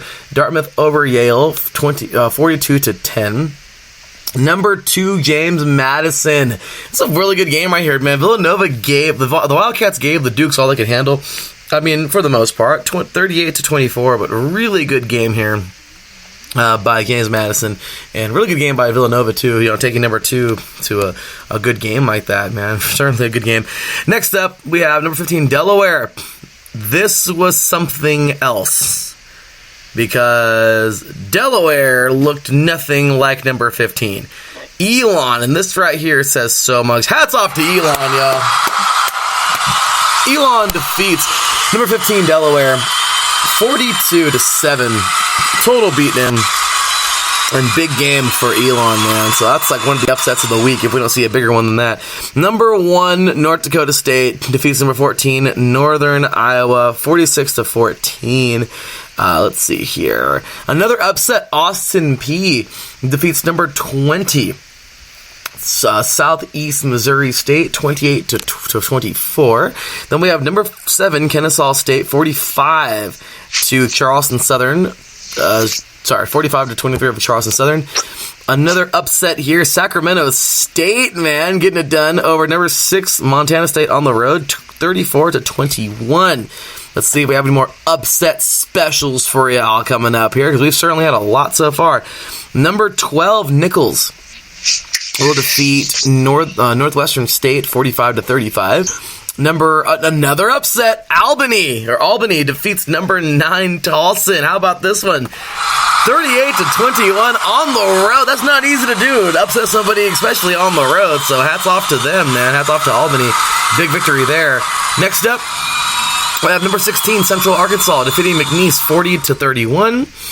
Number 20, another upset. My gosh, New Hampshire defeats number 22, Stony Brook, 20-14 on the road. How about that? Those road warrior teams, man. I love it. Great stuff. Albany and New Hampshire, man. Definitely big time games. Big time upsets on the road. Next up, we have number 3, South Dakota State. The Jacks defeating number 19, Youngstown State, 38-28. And let's see. Number 14, Illinois State defeating South Illinois 21-7. Number 24, UC Davis defeating Cal Poly 48-24.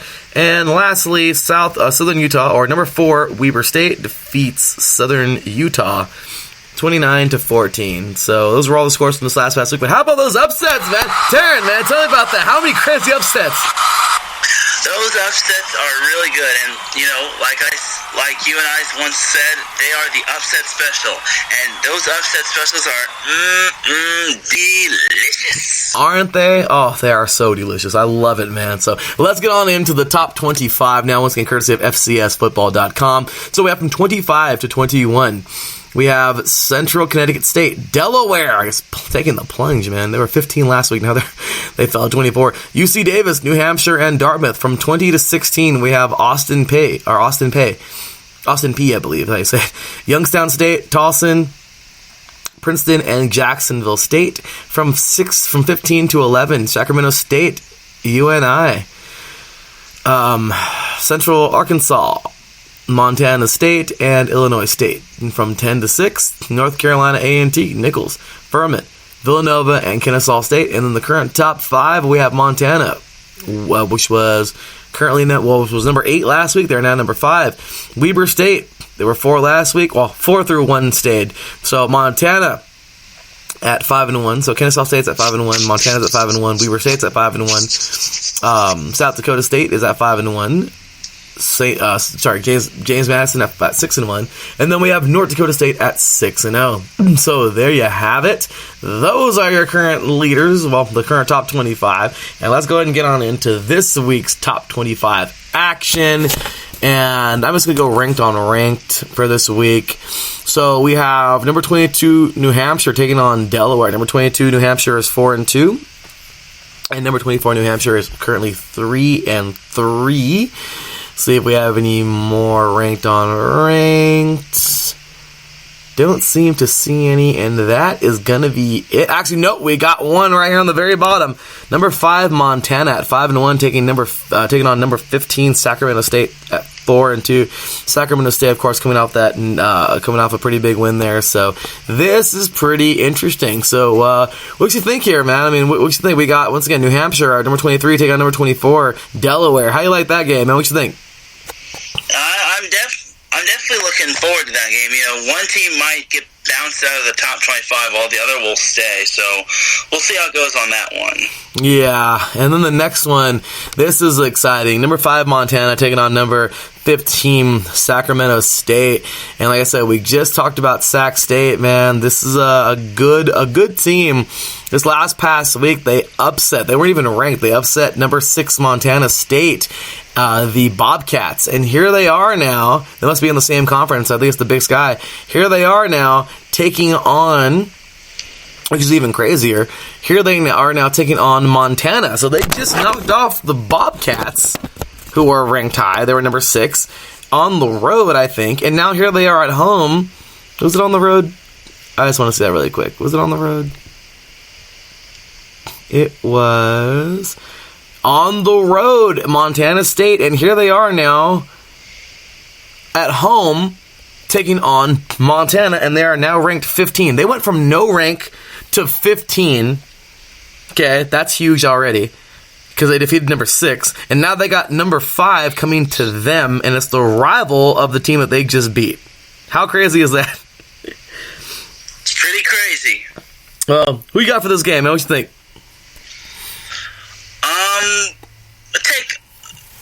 I'm going to take Montana State. I'm going to take Montana State. Okay, Montana State was last week. This week is Montana, but I'm going to take Montana too. The Grizzlies. Yeah, Montana. Yeah, University of Montana. They're a good school. This is a tough team. Looking forward to seeing, who they, what they can do. I think Sac State, I don't know. I would like to see lightning strike twice for them, but I don't know. I don't think, maybe not this week. So anyway, with that said, man, it is now off to the FCS, and this is where it's all going to get exciting. Well, it's all been exciting, but here we go. We're going to go ahead and recap the top 25 games. And then, of course, talk about those picks. Let's see. Actually, no, we're going the full slate, man. It's FBS, so we're going to go into the full slate right now. So I'm going to go hyperspeed, but we're going to talk about them. So, Week 7. Here are the Week 7, Week 6 recap. All right, so here we go. So, Week 7 recap. Sorry about that. So, last Thursday, we had Georgia Southern defeating South Alabama 20-17. Yeah. Nope, that was last week. Okay, here we go. Sorry, it was all like weird and discombobulated. Sorry. So, Appalachian State has earned themselves now a top 25 spot. I believe so, as they have defeated the Virginia Cajuns last week, 17-7 last Wednesday, and then last Thursday, NC State defeats Syracuse 16-10, and UL Monroe defeats Texas State 24-14. So good stuff there. A little ACC matchup there with Syracuse and NC State. Don't know if UL Monroe and Texas State are in the same conference, but they might be. So anyway, so on to Friday. Virginia, man, we both talked about Virginia winning this game, and Miami upset them 17-9 at home. What do you think about that, Darren? Yeah, that was very crazy. The U seems to be back, and if you're Virginia, you're kind of wondering what the heck just happened. Like, where did you go wrong? Like, That's just blasphemy right there, as Stephen A. Smith would say. Blasphemy. It's definitely some crap happening there, man. I definitely didn't care for the performance of Virginia, I'm sure. I didn't see the game, but my gosh, I mean, it was a great game from what it looked like, but Miami certainly got the better of Virginia. And then we have Colorado State. All right, hey, they produced Michael Gallup 2 years ago, and now here they are doing their thing, rolling forward. But the Lobos not having the best year, but they will go on the road to defeat New Mexico, 35-21. Then we have number 13, Oregon, 45-3 over Colorado. Then on to Saturday's games. We'll go ahead and get through all these real quick. So, upset of the week has to be South Carolina, man. They knock off number 3 Georgia 20-17, and Blankenship went for the extra point, and I'm sorry for the field goal, the tying field goal, and he missed it. And South Carolina will win this thing on the road. I mean, talk about a crazy victory, right, Darren? Oh, yeah, definitely.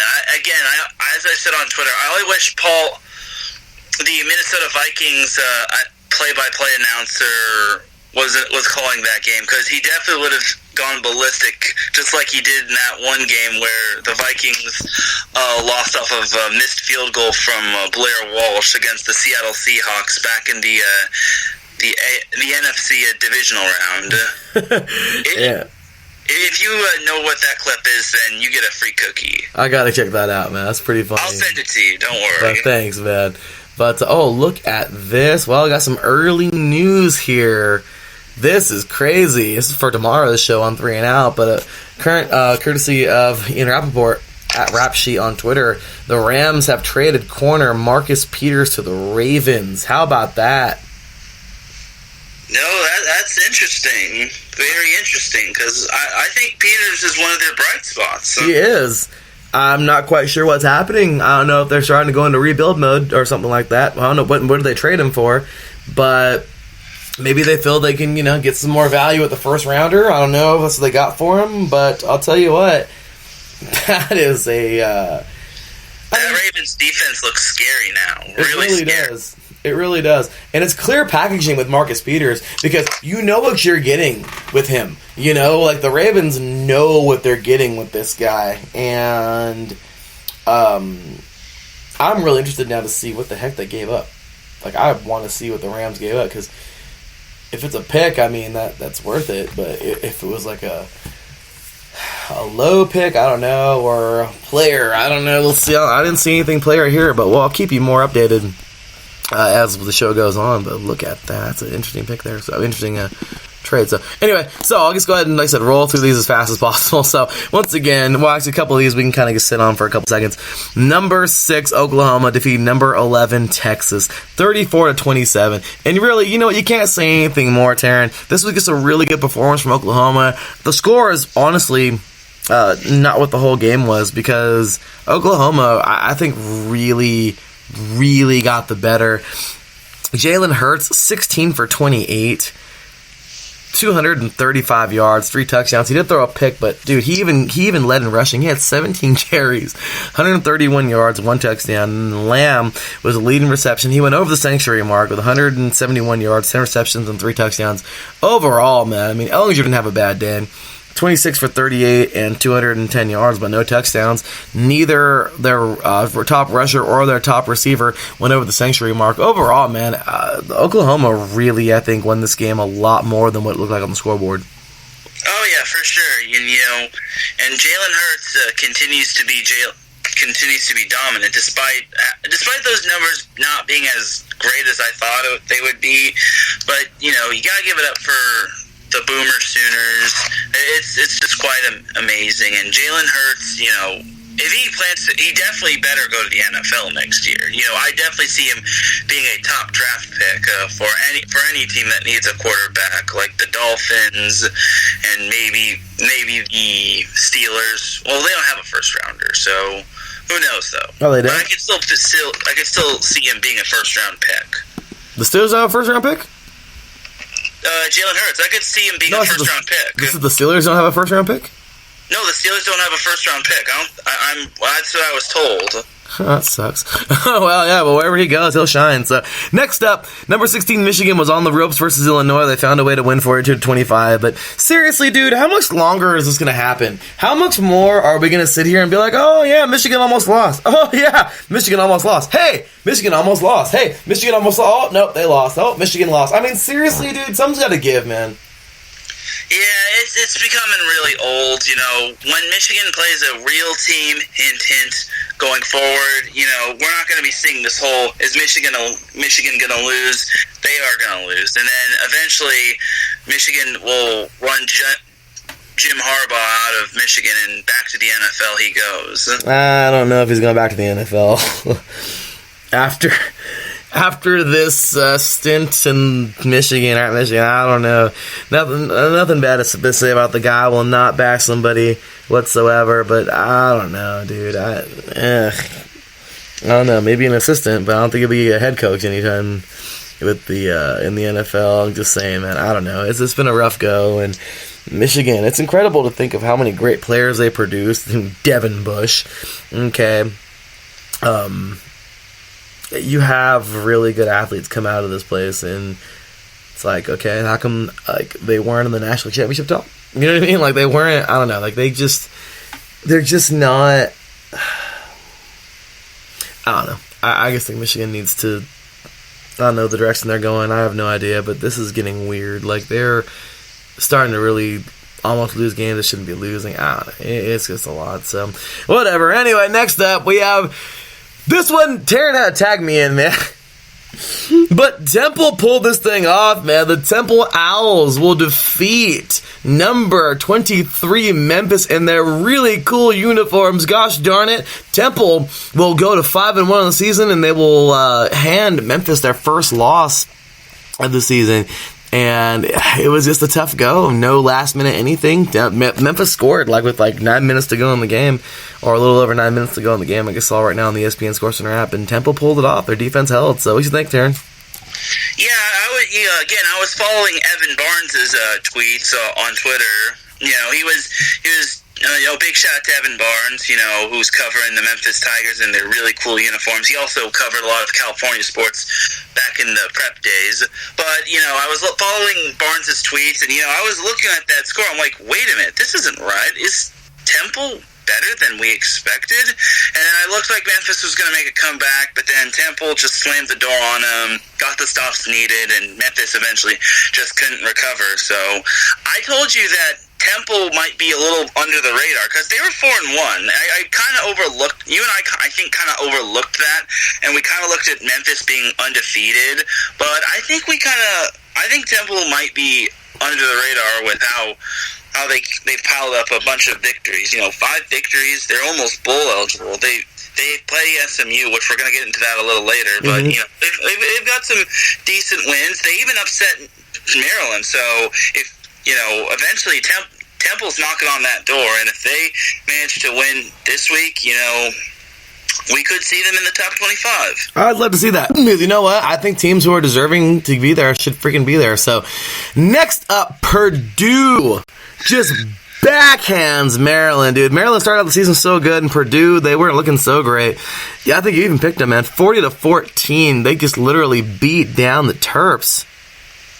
Yeah, I think Purdue is also another under-the-radar team. I think Maryland's kind of getting exposed right now, and it's not looking good for the Terps, so I kind of knew the Boilermakers would pull off the win. Yeah, I did not. So you knew something I didn't. I'll tell you, that was something else. I didn't know what to say. But hey, great game for those guys, man. They pulled off a good victory. Is what it is, man. Seriously, great game for the Terps. So, Tennessee, for the Boilermakers. The Boilermakers, that is. Tennessee. I said Terrence should be hosting the show, man, not me. Great stuff, man. That was a friggin' good stuff. You knew what I didn't. So, Tennessee defeats Mississippi State 20-10. This is not something to be super excited about. I mean, for Tennessee, it is. I was being sarcastic on Saturday, as I usually always am, tweeting it's not that exciting for them, but it kind of is. I mean, they're not that good. I mean, Mississippi State was, when they had Dak Prescott, they were really good. But now they're nothing to be that excited about anymore. They're not like a premier team in the SEC right now. Tennessee's trying to get any freaking win they can, so they beat a team with more wins than them. So to me, that's a victory for Tennessee. But Tennessee is now 2-4 of the season. Taryn, any thoughts on this thing? I think we both predicted Mississippi State to win that game, unfortunately. So we're kind of eating our words right now.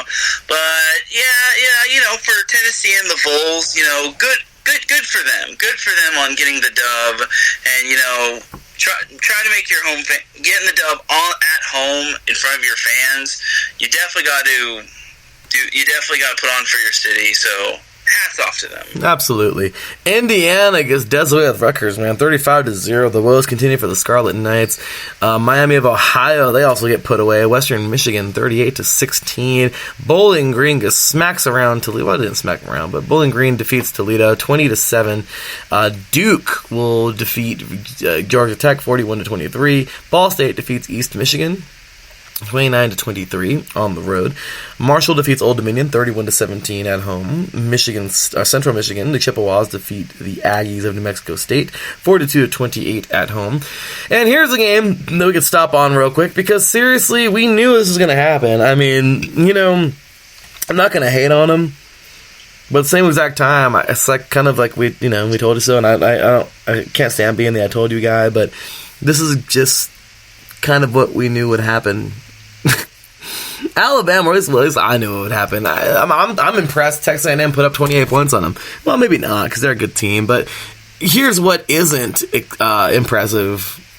Well, I mean, it's expected. Alabama, number one Alabama, puts up 47 on these guys. 47-28, the final score in College Station. Alabama defeats number 24, Texas A&M. I mean, Taryn, is there really any surprise here? No, not really. Bama is Bama, obviously. It's so true. I love how there's not much to say about this game. It's just, beat down. So, anyway, number 2, Clemson defeats Florida State 45-14. Number 8, Wisconsin just shuts out Michigan State. And Michigan State was ranked 25 2 weeks ago. And now they're just getting beat down. I mean, honestly, man, Michigan State is a freaking roller coaster. But it just goes to show you how inconsistent this program is. They look so good. They are, every year, it's like Michigan State seems to be that team where it's like, all right, let's watch out for this team. And then midway through the season, they just start shutting down. I mean, the last couple of years they've been this. So is what it is. Wisconsin though just putting on a show, man. 38-0, shutting out Michigan State. Number 18, Arizona State defeats Washington State 38-34, and Washington actually had them for a little bit. I think they were leading this game, but Herm Edwards and his team, man, come out and get this thing done. I think it was... Oh, by the way, I just got Ian Rappaport. It is linebacker Kenny Young going to the Rams in exchange for Marcus Peters.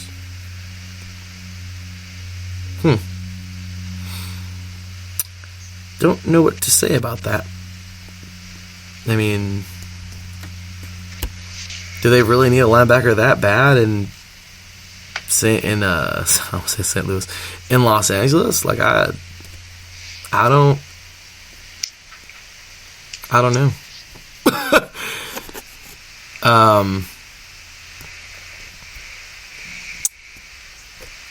I'm not quite sure what more. I'm not trying to say that he's a bad athlete, Kenny Young, at all. Good athlete, but Marcus Peters, man, that's a huge part of your defense. Taryn, are you puzzled too? I guess that's good for the Rams. I can't really speculate it. We'd have to see in their matchup against the Falcons, but I expect the Rams to win that one anyway. I mean, I think if one team won the trade, it was the Ravens. I definitely gotta say the Ravens won, and they've probably. It's too early to say this, but I think they might have locked up the AFC North. Yeah, with the Rams being, with the Steelers being, and the Browns not being who everyone thought they were, and the Bengals being the Bengals, yeah. But anyway, back to college football. We have here, this was actually a good game at the half. This was 17-17. It was all tied up, and they fought each other every step of the way. It would come down to a final drive here, or at least I don't know if it was the final drive of the game, but Jaden Daniels on a 17-yard carry into the end zone. Christian Zendejas with the extra point. And with 34 seconds to go, the number 18 Arizona State Sun Devils lead this game 38-34 and land up winning by that margin. I mean, what do you think, man? Washington State had a chance, but they just couldn't get it done. Arizona closes it out at home. Yeah, and I picked Washington State to win this game, and I'm pretty sure you picked Arizona State to win in a close one. But, if you're Washington State, the wheels are kind of coming off for you right now. You're kind of wondering what is going on. Arizona State, Jaden Daniels is definitely a talented athlete, considering I believe he is the all-time leader when it comes to the CIF Southern section in passing yards.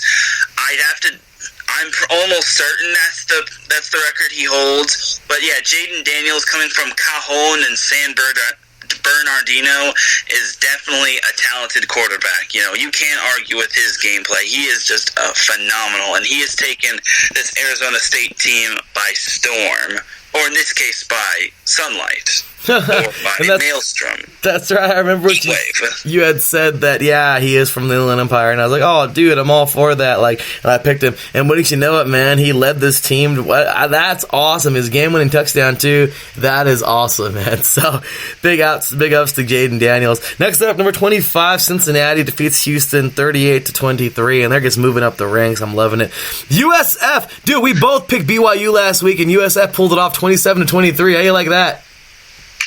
Well, of course, BYU loses to USF and not USC. Right? But I think BYU has this advantage when playing at BYU because, playing in Utah, it's a different altitude and you have to pretty much adapt to there. Tell you what, well, actually, no, they did lose one game, but that was to Washington, and Washington is still Washington. And they lost to Utah, which was Utah. So either way, losing to USF kind of is a little surprising, but I guess USF is better than we both imagined. Both teams were 2-3 going into that game, so I guess that was kind of a pick'em game. So in our defense, that was a pick'em game, and we both knew how improved BYU was. But USF kind of turned the tide against us. Absolutely. So next up, Kent State over Akron, 26-3. Northern Illinois 39-36 over Ohio. Tulane defeats UConn, surprise, surprise, 49-7. This was a crazy game. Crazy Big 12 game because freaking Baylor, man, they were on the ropes. Number 22, Baylor, they will be on the ropes versus Texas Tech. This game goes into double overtime. It all came down to a JaMychal Hasty 5-yard carry into the end zone, and Baylor wins it 33-30. What a game. Baylor pulls it off at home. I mean, this is awesome, dude. You can't script this kind of stuff. Texas Tech, we know they love their giant basketball score victories, and this wasn't a basketball score, but it was certainly on the higher end of scoring in football, and, well, not higher end, but getting to the higher end, and, well, Baylor found a way to pull it off at home. I mean, what do you think, man? Texas Tech deserves some props, or does Baylor deserve, what happened to you? Yeah, I think that Texas Tech definitely deserves some props on that one, but Baylor, they barely survived. I guess you could say they Baylorly survived. So that was a little. But Baylor, you kind of got to wonder what happened with Baylor. But I think Texas Tech is a little underrated. They were 3-2 going into that game, and they had nothing left to lose. And some of those teams that don't really have much to lose but a lot to gain are the most dangerous teams. We'll see how Baylor does this week, though. I'm looking forward to that. We'll get to those games coming up. Next up, we have Nevada defeating San Jose State 41-38 in such a good game. This thing would come down to a final field goal as time expired. Brandon Talton nails a 40-yard field goal as time expires the fourth quarter, and the Nevada Wolfpack win this thing 41-38, jumping to 4-2 on the season. San Jose State will now drop to 3-3 on the season. What a game, man. I'm telling you, the Mountain West is awesome. I absolutely love this conference. I mean, now they've added more teams. It's awesome stuff, man. So what you think, Taryn? I gotta give a big shout to Josh Love, who is from Mission Viejo.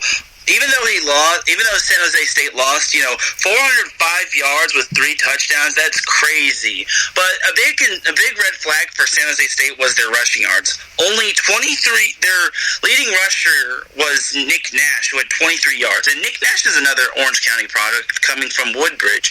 It makes you wonder, though, where's Tyler Nevins when you need him? Because Tyler Nevins was on San Jose State, and he was a beast, and he comes from Los Altos. So I think San Jose State kind of needs to work on their running game. So that's kind of my opinion. Nevada was kind of the more complete team. They just throw the ball so much. They had a balanced attack. They had a run pass option. That's awesome, man. I didn't even know all the good to see you, but I'm telling you, you should be hosting the show instead of me, man. I know all the good stats, and especially the players, local players. I love it, man. So, UNLV will take out Vandy, and this is exciting. Why? Because UNLV doesn't win very much, but neither does Vandy. And this was a 1-4 team taking on a 1-4 team, and somebody was going to go 2-4, and somebody was going to go to 1-5, and UNLV went on the road and won this one 34-10. That deserves an applause, dude. That really does. Any comments about that one? Well, one thing's for certain, those Commodores are definitely a baseball school. And, to Skip Bayless, even though who's probably not listening, how about them Commodores? Got beat by UNLV. Poor team. But, yeah, man. So next up, Iowa State. I knew it. I picked them last week. Iowa State just does away with West Virginia. The Mountaineers are a good school. They were a great school last year. They dropped off a little, and, well, it shows. They really fell off, and Iowa State, they were the more dominant team. They win this one on the road, 38-14. Very impressive. I think I might have picked this one too. I'm not sure. We'd have to go back and see. But Iowa State, their running game was really good. Breece Hall, a freshman from Wichita, had 3 touchdowns with 132 yards.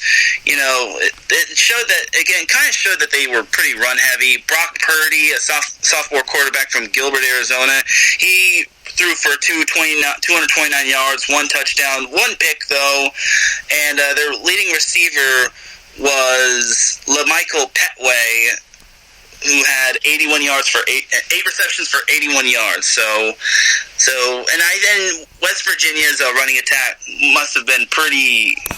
Their offense must have been shut down, or they just went to the air game, because their leading rusher was Letty Brown, who had 10 carries for only 26 yards. So I think Iowa State pretty much shut down the run game and pretty much limited the aerial attack.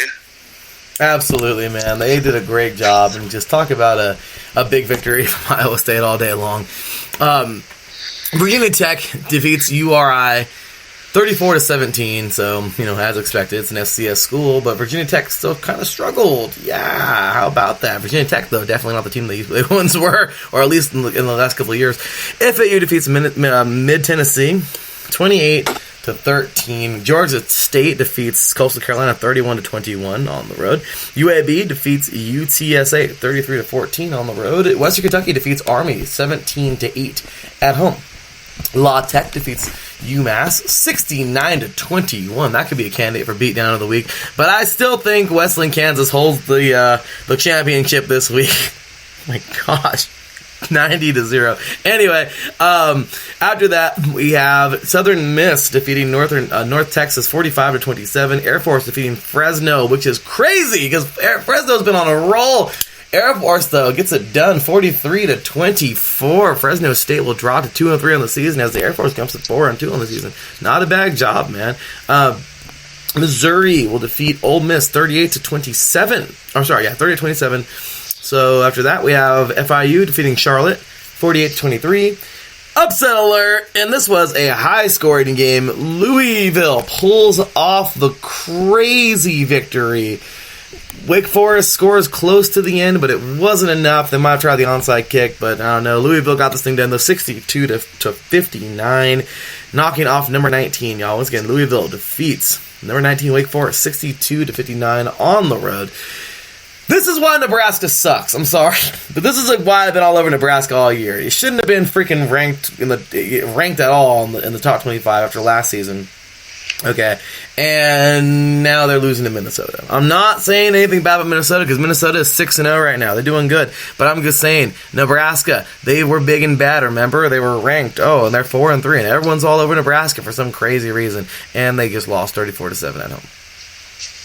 Taryn, your thoughts?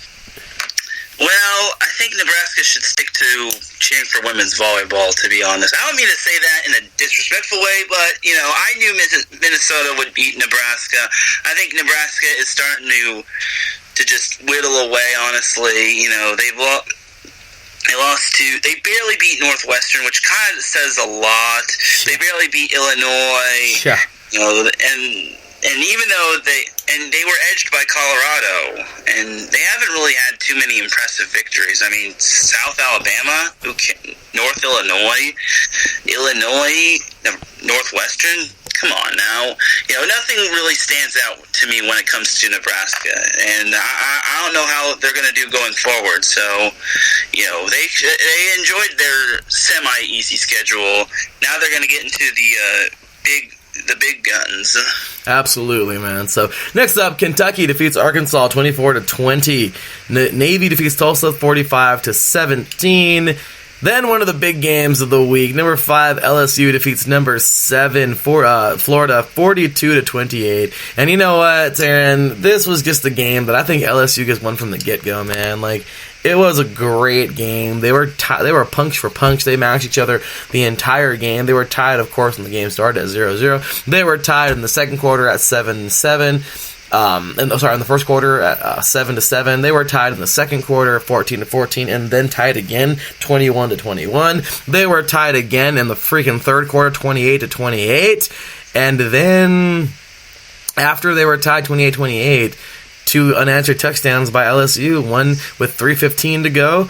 It looks like Tyrion Davis-Price, 33-yard run, and then Cade York with the extra point would make it 35-28 with 3:15 to go in the third quarter. The third quarter will come to a close. LSU leads it 35-28. In the fourth quarter, I mean, though it was just one touchdown, it was all LSU, man. Looks like Jamar Chase with a 54-yard touchdown pass, Joe Burrow to Jamar Chase for 54 yards, and Cade York with the extra point with 5:43 to go in the fourth quarter. All my sources here courtesy of the ESPN SportsCenter app. And there it is, 42-28. So it was all good until about that end of the third quarter, and that's about it, man. So your thoughts here? I mean, look at these stats, dude. Look at these stats. Like, Burrow does it again, man. 21 for 24. That is 3 off from a perfect completion game. 293 yards, 3 touchdowns. Look at this. Edwards had a great day on the ground. 13 carries for 134 yards and 2 touchdowns. That's Edwards Heliar, I believe. I don't butcher his name. And then Chase, also over the century mark. 7 receptions, 127 yards, 2 touchdowns. All in all, man, I don't know. LSU really just had a much better game, and though Florida did enough to hang on for a good portion of it, LSU just kind of had their number. Yeah, I think LSU's defense kind of came through after that one score. After Florida tied it up, after Florida took the lead, and LSU did what they needed to do. Joe Burrow was just definitely on another level. He almost eclipsed 300 yards. He had 3 touchdowns. I think overall LSU's offense was just much more effective. Not to take anything away from Florida, they fought tooth and nail the whole way. But I think after going up 28-21, I think they just let up on the gas, honestly. So and you can't do that against an LSU team. You just cannot do that against LSU. Honestly, this LSU team is for real. They really are, and I really want to... Man, that Iron Bowl is going to be so freaking good whenever it is, in a couple of weeks, I think, or in November, but it's going to be a good game. So, anyway, number 16 Utah defeats Oregon State 52-7. Let's see. Who else do we have here? Number 14 Boise State defeats Hawaii 59-37. And then the game that we were all looking at, because Washington was no longer ranked, and well, now they probably are again, I don't know. 51-27. Washington goes on the road and defeats Arizona, and just a big victory there in a Pac-12 matchup. Taryn, your thoughts on that game? I do. Okay, I don't mean to use the I knew that this was going to happen, but I knew Washington was going to get back on track against Arizona. Washington, was looking to did not bother looking ahead to their matchup against Oregon this week, which we'll get into a little later. But yeah, I definitely think Washington was definitely looking at Arizona and not at Oregon, and they need pretty much every Pac-12 victory they can get so that they could still have a chance to win the Pac-12 or make it into the Pac-12 tournament. Yeah, I just don't... Well, tournament, but pretty much a tournament, kind of. But yeah, you're right, man. I mean, I don't know. We shall see moving forward. But the game that I really can't wait to get on into is USC Notre Dame. Man, this game was just in the beginning, it sucked. It really sucked. I was bummed, but I was like, whatever. I kind of knew it. I figured SC was going to get beat down. End of the first quarter, 3-0 USC. Yay! Second quarter, all Notre Dame. Boo! They scored 17 unanswered points, 17-3 at the half. Third quarter, USC actually outscores Notre Dame. But Notre Dame still leads 20-13 at the end of the third. And into the fourth quarter, a field goal and a touchdown versus a field goal versus a touchdown and a touchdown.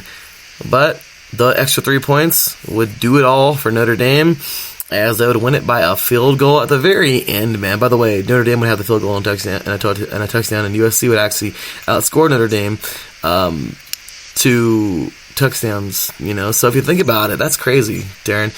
The first quarter, USC, just a field goal, that's it. That's all. That's the only score in the game. USC outscored the Fighting Irish. In the second quarter, the Fighting Irish shut out USC, scoring 17 points. In the third quarter, USC outscored the Fighting Irish 10-3. And then the fourth quarter, USC outscores the Fighting Irish again 14-10.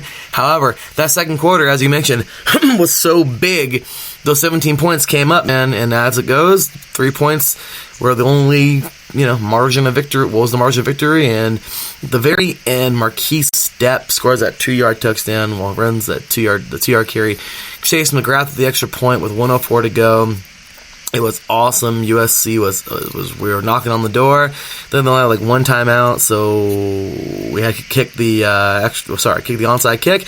And unfortunately, that's how it would go. The onside kick would not be recovered. It would be recovered by Notre Dame. They took a knee, and that's how it goes. So I don't know. It was a rough go, but definitely proud of USC, man. Slovis, 24 for 35, 255 yards. He had 2 touchdowns.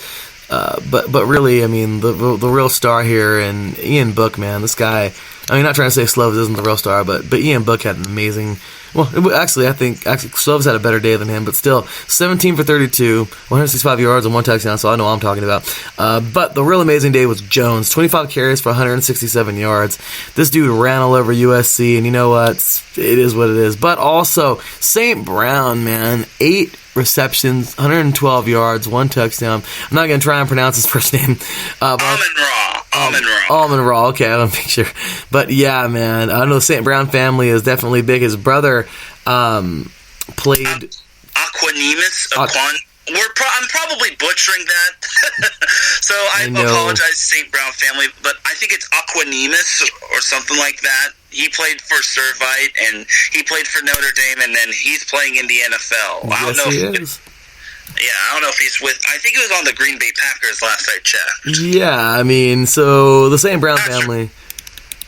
What was that, Darren? I'm not sure, though. I'm not sure. Where's he at, though? But Yeah. I'm certain he's in the NFL. Hopefully he does get on a team. That would be awesome to see a SoCal product on a team. And then, I mean, yeah, I think Sam Brown is definitely on where he's at, but I know he's on a team. But seriously, this is such a great football family. But yeah, man, not a bad day. The 8 receptions, 112 yards, 1 touchdown. It was a close fight, man. It was such a close one, but man, Notre Dame eggs them out. USC drops to 3-3 on the season. Notre Dame will jump up to 5-1 at number 9. They probably moved up this week. What you think, Darren? So I actually heard that there was a missed call in that game, and Clay Helton was actually pretty miffed about that call. But overall, that's actually not that bad of a result for USC. Again, as I said with the Chargers and Steelers, it's a 4-quarter game. Football is a 4-quarter game. You have to play all 4 quarters. You can't play 3, you can't play 2, you can't play 1. You got to play all 4 quarters. If USC gets rid of that ugly second quarter, it's a different ball game. You know, they're basically not going to go for an onside kick. And Tony Romo said it best: the onside kick is starting to get old, and it's starting to retire and starting to become extinct. Honestly, so. You know, onside kicks are just basically a game of chance, unless you practice this like almost every day, and even you can't even do that in practice. But overall, USC definitely impressed me. You know, I definitely thought it was going to, I don't mean to say this negatively about USC, but I definitely thought it was going to be a lot worse than it was. Oh, me too. But again, you know, this USC team is a bit gritty, is very gritty, very scrappy, you know. They can only go up from here on out, and the schedule gets a little bit easier, but we shall see. You know, we'll get into that shortly. Yeah, I definitely don't want to. You know, I thought they were going to mollywop us, man. I even said it. Notre Dame fails if they don't put up 40 on this defense, but that's just me being a fan trying to cover my butt because I know they're probably going to lose. But I'm really, really happy that USC came and fought as well as they did. So I was just talking out my butt there, but I'll tell you what, this is a very good game, and very proud of USC. And sorry, guys. I mean, hey. I'm glad you guys had that in you. So hopefully we can go on and salvage, what's left of the season and make a pretty good bowl game this year and end the season on a positive note. San Diego State defeats Wyoming 26-22. One of my other teams there, my Aztecs, jumping to 5-2 on the season. 5-1 on the season, as the Wyoming Cowboys are up to 4-2. Apparently, the Browns have now traded center Austin Corbett to the Rams in exchange for a undisclosed draft pick. So there was more to that trade than we thought, Taryn.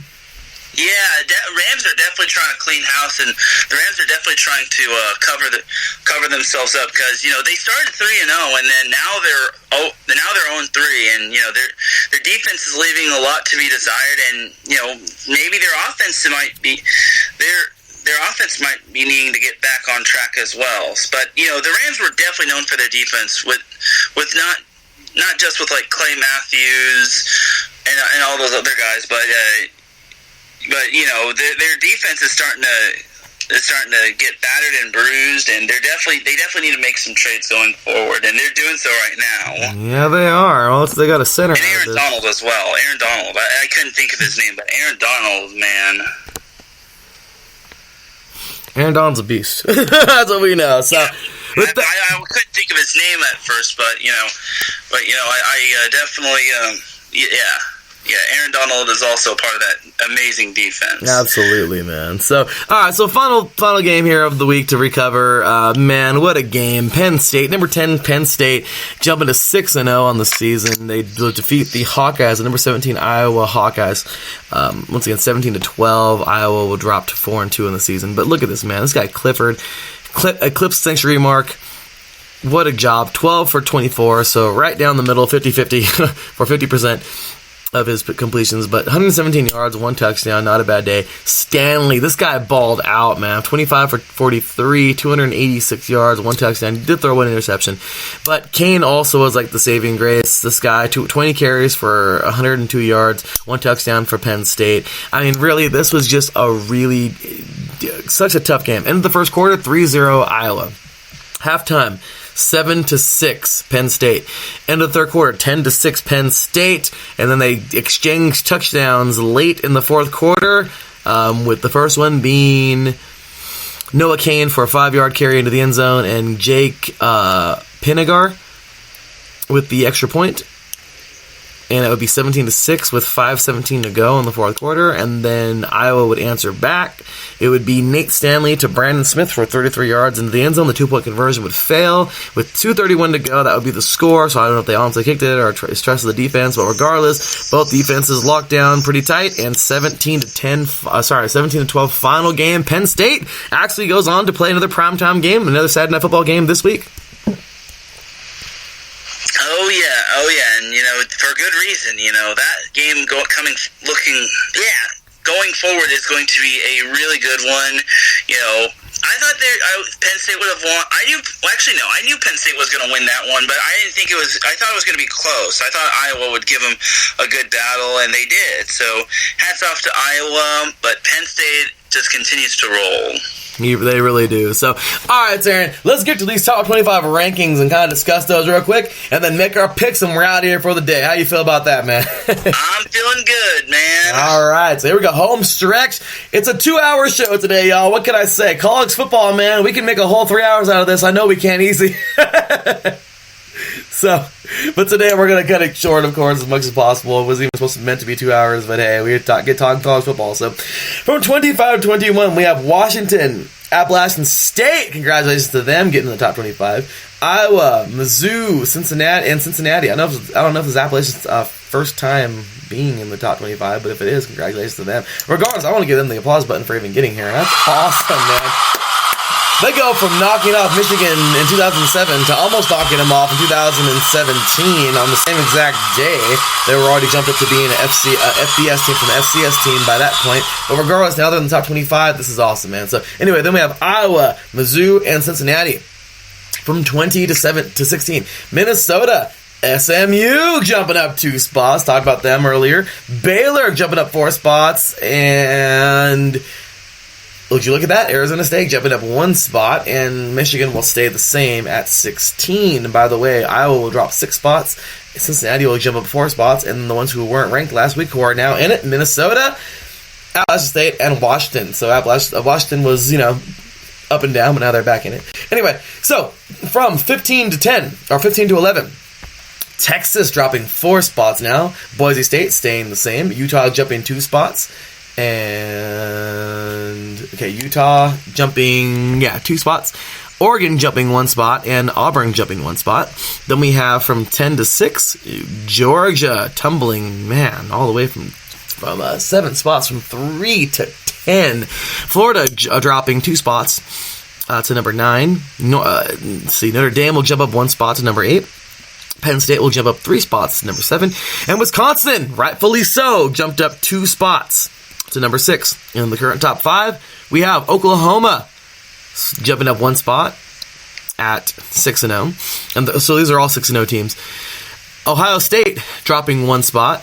Clemson dropping 1 spot. LSU jumping up 3 spots. And Alabama staying the same. So any thoughts or comments on the top 25 right now, Taryn? No, not really. I think pretty much they got it right. I just want USC to get back in that top 25, man. I know, wouldn't it be nice? But, alright, so let's make some picks, man. You ready? I was born ready. Alright, let's get it, man. Tomorrow, Wednesday, October 16th, South Alabama at 1-5, taking on Troy at 2-3. Darren, who you got? Before I make my pick, I just gotta say, what kind of blasphemy is this? Why is there a Wednesday football game? What kind of blasphemy is this, man? How dare you? How dare you? How dare you schedule a Wednesday game? Don't you know people are still in school? Don't you know that people might have classes on Thursday and Friday? How dare you? How dare you? Thursday, I can understand. Friday, definitely understandable, but Wednesday? Anyway, I'm picking Troy for that one. I just was infuriated seeing a freaking Wednesday game. It's like, that's blasphemy. from this. That is kind of crazy, especially if it's a short week for these guys. I don't know if it was a short. I know Troy, I think, played, but even if it wasn't, if they played late last week, I have no idea. Regardless, though, Troy, I'm going to take Troy at home, but that's the good stuff. That's funny, Darren. So, on Thursday now, Louisiana at 4-2, Arkansas State at 3-3. You got? Let's take Louisiana for that one. Me too. I think Louisiana's going to win on the road. And then we got UCLA at 1-5 and Stanford at 3-3. Interesting. So, I'm going to take Stanford to win that one. You know, obviously they had that little hiccup against UCF, and they obviously had that other hiccup against Oregon, but you know they're not going to lose to UCLA at the Farm. You know, I know they don't. I know Stanford doesn't have KJ Costello, but I think Davis Mills is adapting well at quarterback. You know, he's got, you know, ever since KJ Costello went down. But you know, I like Stanford for this one. I do too. I don't. UCLA just doesn't impress me right now, and I'm not trying to bash on them because USC, I'm a SC fan, but man, they don't look very tough at all. So, next up, on to Friday's. Actually, no, we have no Friday. Yeah, on to Friday's games. Yeah, we do. We have Marshall at 3-3 taking on 4-2 FAU. Who you got? I'm taking FAU for this one. I am with you on that. Favored by 5 points. I think they got it right there. Next up, Pittsburgh at 4-2. Syracuse at 3-3 in the Carrier Dome. You know, honestly, that's a tough one. You know, on paper it looks like Pittsburgh, considering they're favored by 3.5 points, but Syracuse is also good. I'm going to take Cuse for this one. You know, I'm going to go with Pittsburgh on the road. Sorry, Cuse, it's a tough one, but Pittsburgh's won some good games this year. They're favored by 3.5 points. I'm going to go with the line. I'm going to say Pittsburgh wins this one. 5-0. Number 4, Ohio State at 5-0. The Buckeyes going on over to Northwestern to take on the 1-4 Wildcats. Ohio State is favored by 28.5 points. They're actually 6-0, but you get the point. They're undefeated. Ohio State's going to send Northwestern down south. It's poor team. UNLV at 2-4. We just talked about them taking on Fresno State at 2-3. This could be a good game, maybe not. UNLV is all hyped up. They got a nice victory, but it was over Vandy. Fresno State's a little bit better than Vandy. Fresno State is at they're favored by 15 points. I don't know. Taryn, your thoughts? I'm taking Fresno State to win. You know, they better not disappoint us because, you know, I have high hopes for that team. Great pick. Against UNLV. Great pick. I'm going with them to win that sucker. I know they can win it, man. It should be a good game. Going with Fresno. On to Saturday. Number 3, Clemson at 6-0. Louisville at 4-2. Clemson is favored by 24.5 points.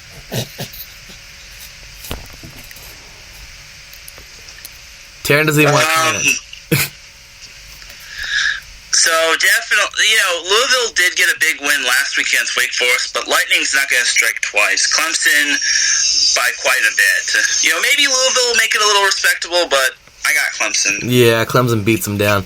Next up, number 5, Oklahoma. Taking on West Virginia at 3-3. West Virginia is being unimpressive. They look unimpressive. They kind of are unimpressive. We got a Big 12 showdown here. 33.5 points. The Sooners are favored by. Yeah, it's definitely going to be the Sooners. It's definitely going to be the Sooners. I don't see West Virginia winning this, especially when they're coming off of a loss. So yeah, give me the Boomer Sooners. I am so with it. So. Next up, number 6, Wisconsin at 6-0, and Illinois at 2-4. Hey, Taryn, Illinois almost had Michigan on the ropes. Are the Wisconsin Badgers the same as Michigan? No. It's going to be Wisconsin all the way. Wisconsin, no questions asked. Yeah, Wisconsin's going to beat these guys down. Sorry, Illini. Next up, we have 6-1, number 9, Florida taking on that crazy South Carolina Gamecocks team who defeated number 3 on the road. Will lightning strike twice for these guys? Will they get that victory at home versus Florida? This is actually really realistic. Florida's only favored by 6 points, but South Carolina, I think, is to be taken a lot more serious in this game. Yeah, I definitely think Florida, coming off of a loss, is going to need to not mope about losing to LSU so much, because they now know what South Carolina is capable of. But I will say, I'm going to take Florida win, but I will say this. If South Carolina does manage to pull another upset against the top 10 team, I think they will be the real USC. Not funny. Just kidding. Yeah, I'm just kidding. You know, everyone makes the joke, who is the real USC? Retweet for Southern California. This guy. Like for South Carolina. And it's like, come on, really? Well, yeah. Come on, man. Yeah, come on, man. The real USC is definitely Southern California. Thank you. I mean, you know. But I know, I heard that before a broadcast said that. Like, actually, South Carolina this was a school before California was even a state. And I'm like, okay, yeah, you're right. But so what? Anyway, number 11, 5-1, Auburn taking on Arkansas at 2-4. Auburn favored by 19.5 points. Taryn, is this a question? Is it really a question? Well, you kind of did ask a question, saying, is it a question? But anyway, I'm taking Auburn, War Eagle all the way. I don't see them losing to Arkansas. Yeah, I don't see it either. I think it's going to be just a regular old beatdown, and I would absolutely love to see Arkansas give a fight, but they have been terrible. So, Auburn all day. Purdue, this is a good game, Darren. 2-4 Purdue, the team that is scrappy as can be, taking on number 23 Iowa, coming off of a tough loss to Penn State at 4-2. Iowa is favored by 18 points. They're at home, but man, Purdue is going to come into this game ready to go. What you think? I think it's going to be Iowa, but it's going to be close. Yeah. I think Iowa, coming off of a tough loss to Penn State, will look to get back on track, but you definitely can't sleep on Purdue. I think this one's going to be close. I think it might be a one-score game. I think so, too. It's probably going to be really close. I'm going to give it to Iowa at home, but Purdue's going to fight. 2-4. 1 to 8 points is going to be the score differential. What was that? 1 to 8 points will be the score differential. I could see that. Pretty close game there. Next up, 2-4 Houston taking on 1-5 UConn. Houston is favored by 22 points. Are they wrong? Not really. I think Houston is definitely impressive. I'm taking Houston to win that one. Yeah. UConn, you've got a problem, and that's Houston. Yeah, UConn is just... I feel bad for this team. I really want them to be better than they are, but they are not. UConn is... women's basketball all day. Like I'm saying, there's just nothing to be excited about right now. I mean, men's basketball, they were pretty good a couple of years ago. That was cool. When they won the national, that was cool. That 1 year that they won, both women's and men's won March Madness. That was pretty cool. But I'm just saying, I really don't think that there is anything to be excited about right now for UConn football. I would love for there to be, but it's just kind of a bummer, man. Like they're anything but good. They've had a rough year, and I guess really would hope the Huskies can revamp their team. But man, like. They've been horrendous the last couple of years, and it's been rough. So, anyway, with that said, we have here the next game up. Let's see, who do we got? All right, so next game up here on the docket. Get back to the app. Sorry, I was sending a tweet real quick. Okay, so here we go. If my app will cooperate with me. Okay, here we go. Kent State. 3-3 Kent State taking on 2-4 Ohio. Ohio is favored by 7.5 points. That one's a pick'em as well. I'm actually going to take Kent State to win. I think that's a good pick. Kent State's really a pretty good team, and they've proven to be decent. You're right, it is a pick'em kind of a game, but they got the better record. However, I think Ohio, the Wildcats, are going to get this thing done at home. I'm going to go Ohio at home. So, all right. So next up, we have here Georgia Tech at 1-5 and Miami at 3-3. Georgia Tech is just falling apart at the seams, man. The poor Jackets, the Yellow Jackets have just had a horrendous year. It's been anything but good. They are absolutely just, it's a bad team. This is the bad year for these guys. And Miami's favored by 18 points. Yeah, I'm taking the U to win this one. I think the U is coming off of a big win over Virginia, so I don't see the U slowing down anytime soon. No, me either. Next up, we have NC State at 4-2 and Boston College at 3-3. NC State at home is favored by 3.5 points. I'm sorry. My bad. NC State at 4-2 taking on Boston College at 3-3. NC State is favored on the road by 3.5 points. That one's also a pick-em. I'm going to take Boston College for this one. I hate to pick Boston schools because I'm a Cali boy, but I'm going to take Boston College for this one. Definitely a good pick. I think Boston College is definitely probably going to be the aggressor at home, but I'm going to go with NC State. I think the Wolfpack can pull this thing off. I think the over-under has it right, and I don't know. I'm going to say that they can win this thing on the road. Interesting game, and Boston College is nobody to mess with. The Eagles are certainly a tough team, but we shall see. So I had to back out of the app one more time. Gotta get my baseball tweet up there, guys. Sorry about that. It's a little late, but so I have to rolling back and forth now, and the app just kind of closes down when it wants to and doesn't take me back to the same page I was at. And, it's so annoying. But anyway, now we're all back up and just waiting for it to take its sweet time. Thank you, app. Thank you so much for taking your time. Okay, here we go. So we're back at it. Next up, Iowa State at 4-2, Texas Tech at 3-3. Iowa State is favored by a touchdown, but don't forget, Texas Tech had a pretty good game last week. I'm going to take Texas Tech for this one. I'm actually going to take the home team to win. I think Texas Tech is coming off of a solid loss, but there shouldn't be such thing as a solid or good loss. But I think they've got some momentum going forward, even though Iowa State's coming off of a win. They do. I really think right now Iowa State is in the driver's seat of this game. I think they're going to win it on the road, but Texas Tech is not going to make it easy.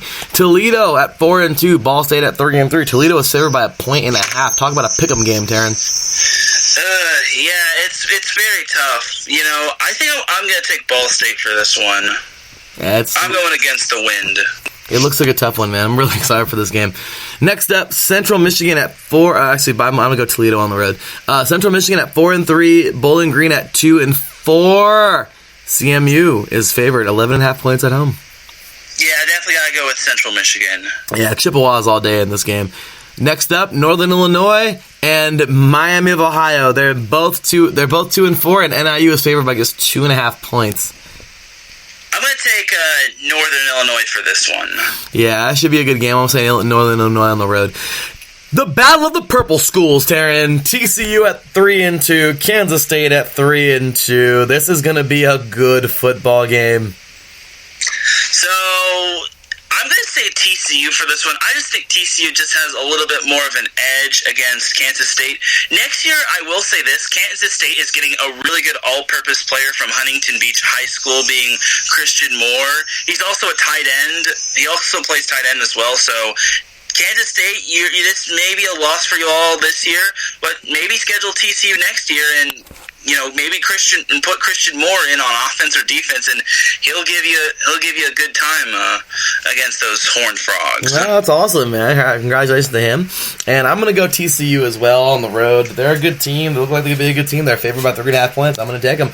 Oregon State at 2-4. Cal at 4-2. Cal favored by 10.5 points. Can the Beavers overcome that line and being on the road, or the Cal Bears a little too good? Well, one thing's for certain: Chase Garbers is out for quite some time with an upper body injury. So he is out indefinitely. He might return by the end of this season, but he's going to be out indefinitely. I still think Cal can win. I think Devon Monster, who is also another Southern California product coming from Tesoro High, can lead Cal to victory over Oregon State. Oregon State, however, hasn't really been making it easy for these Pac-12 teams, other than Utah, of course, where they pretty much just rolled them over. They had a 3-point loss to Stanford, and Oregon State is pretty much trying to generate some sort of momentum going forward, because it only gets tougher from here on out. Good pick. I like that, and I'm going to go also Cal at home. New Mexico, the Lobos taking on the Cowboys of Wyoming. New Mexico's 2-4. Wyoming is 4-2. Wyoming is favored by 20 points. My gosh. I I definitely gotta go with Wyoming on this one. New Mexico has been good, but not great. Absolutely. Okay, so we only got about 40 minutes left here of the show, so let's go ahead and pick it on up. We got Coastal Carolina at 3-3, Georgia Southern at 2-3. Georgia Southern favored by 6.5 points. Who you got, Darren? Believe it or not, I'm actually going to take Georgia Southern for this one. I'm probably going to... Actually, no. Yeah, I'll take Georgia Southern for this one just because their motto is GATA. G-A-T-A. That's awesome. I'm gonna go Chanticleers on the road just to go against you. Why not? Hey, make it fun. Number 2, LSU at 6-0, taking on Mississippi State at 3-3. LSU is favored 19.5 points. I'm pretty sure they're gonna win this thing. Yeah. LSU is pretty much gonna win. Basically. No doubt about it. No doubt about it. Next up, this is going to be one of the games of the week for sure. Number 12, Oregon, taking on number 25, Washington. Oregon's at 5-1. Washington's at 5-2. Oregon is actually favored by 3 points on the road. Darren, who you got? So that's actually much more tougher than expected, considering Oregon has had some very good wins, beating teams like Cal and Stanford, but have they really?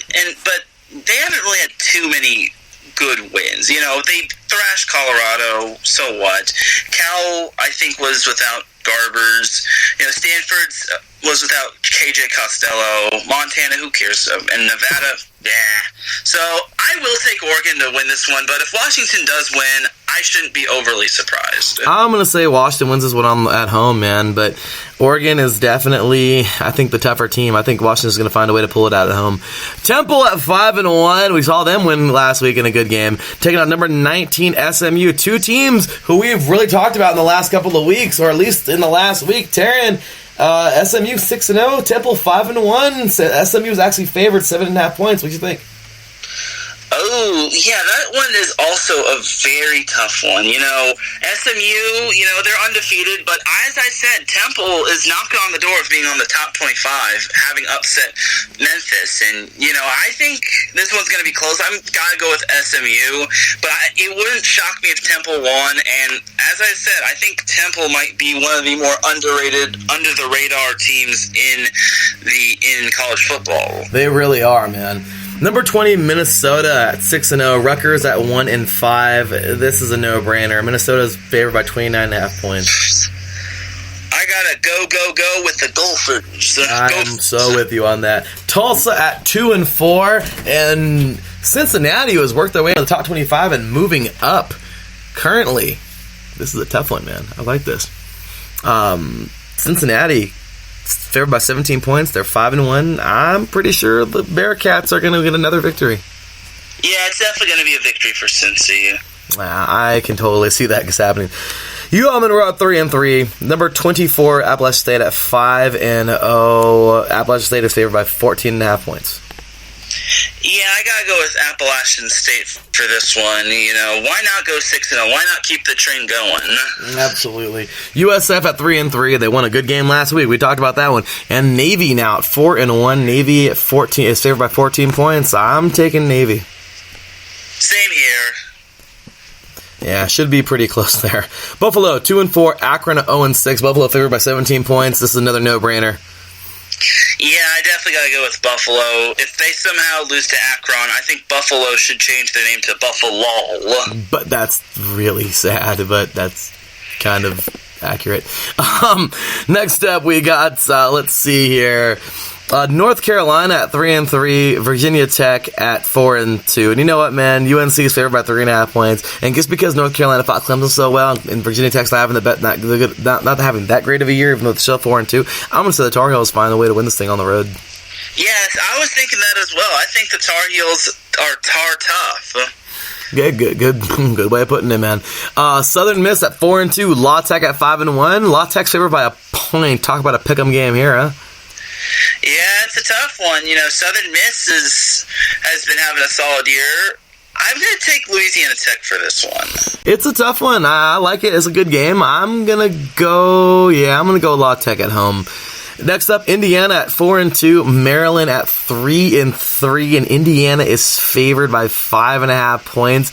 Maryland is pissed off, and they've been pissed off. Can the Terps pull this thing off at home, or will the Hoosiers come and just take another victory from Maryland this year?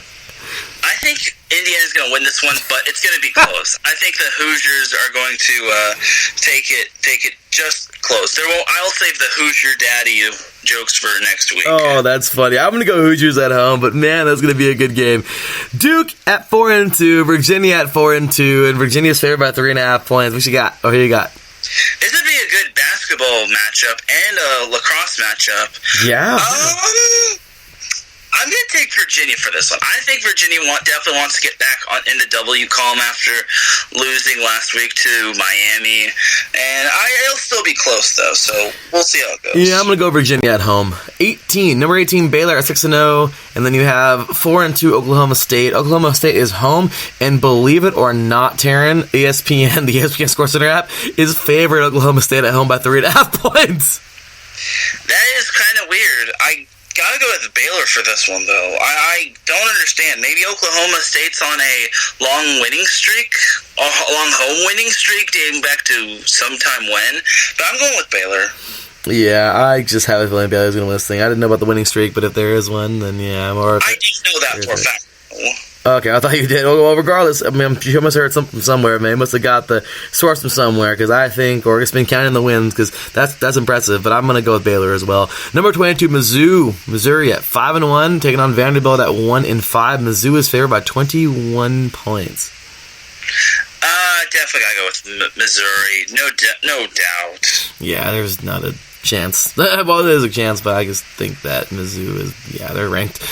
Mid-Tennessee at 2-2. North Texas, the Mean Green of North Texas. Well, that Mean Green is favored 8-5 at home. Yeah, I'm going with North Texas on this one. I think Mean Green is going to pull it out. Or as I say, Mean Green! Yeah, man, I think so, dude. The Blue Raiders versus the Mean Green. I mean, you gotta love the colors in this one, man. Yeah. But it's a regular Seahawks game right there, right? But I'll tell you what, definitely gonna be a great game. I'm taking the Mean Green at home as well. Old Dominion at 1-5, UAB at 5-1. UAB is favored by 16 points, and honestly, I think that's a little low. I think should be probably a lot more. UAB's gonna destroy Old Dominion. What do you got, Darren? U to the A to the B. UAB. Yeah, absolutely. Charlotte at 2-4. Western Kentucky at 4-2. West Kentucky's at favored by 8.5 points. This is another game where I think the line is just off. I think Kentucky's going to eat them like a sandwich. Yeah, definitely Kentucky for this one. They're gonna roast them and eat them up, and it's gonna be finger licking good. It really is. It really is. That'd be a good game. We have here number 10, Georgia at 5-1. Kentucky at 3-3. Georgia fell off last week, but Kentucky was amazing last year, but they lost all their players to the draft. They had that one amazing year last year. Regardless, Georgia is favored by 25 points at home, and I'm pretty sure they were really upset about last week. Yeah, I think Georgia's going to win that one. Again, Georgia's going to eat Kentucky up, and it's going to be finger-licking good. Yeah, I'm pretty sure, too. I'm taking Georgia at home. Next up, Arizona State. Herm Edwards and his Sun Devils at 5-1 are heading up to Utah, to Salt Lake City, to take on number 13 Utah at 5-1. And freaking Utah is favored by 14 points. How about that? Yeah, I think Utah's going to win this one. You know, I think Arizona State just barely inched out of that one. It will be close, though. I think it'll be another one-possession game, but I think Utah's just going to pull it out by a slim margin. Yeah, I'm going to go Utah as well in a close game, but it should be a good game. Rice at 0-6, UTSA at 2-4, and UTSA must be really bad because they have 2 wins and Rice has 0, but ESPN is favoring Rice by 4 points. Is there a chance this game can end in a tie? I'm just kidding. I'm just going to pick UTSA. Yeah, I'm thinking the same thing. I think they're both the same conference. So Maine at 2-4. And Liberty at 4-2. Maine's actually an FCS school, man. And Liberty, they're actually D1 they're single A. So there's no line here at all. Maine at 2-4, Liberty at 4-2. Who do you think? I'm thinking Maine on this this one. Black Bears, I'm going to go with Liberty at home. Okay, next up, Kansas at 2-4, and number 15, Texas at 4-2. Texas is favored by 22 points.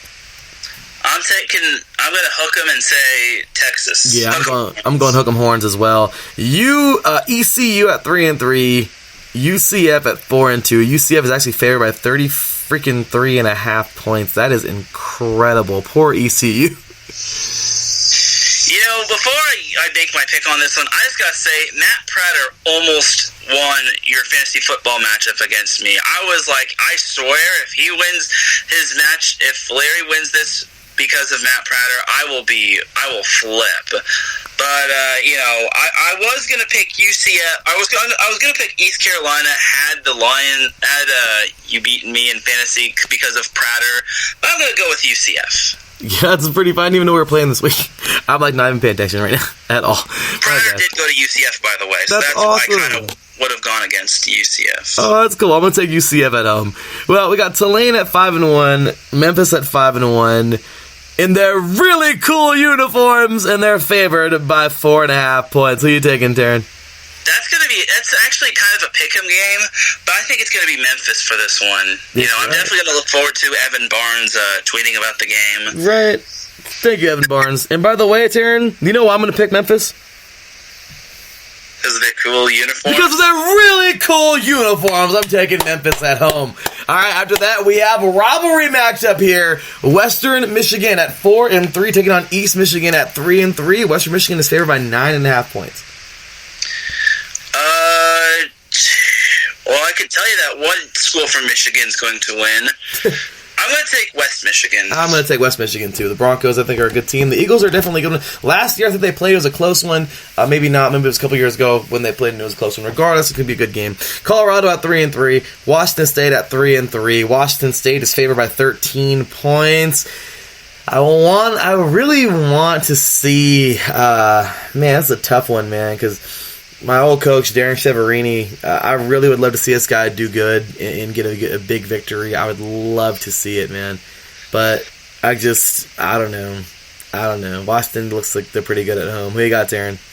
I got to go with Washington State on this one just because, they've lost 3 in a row.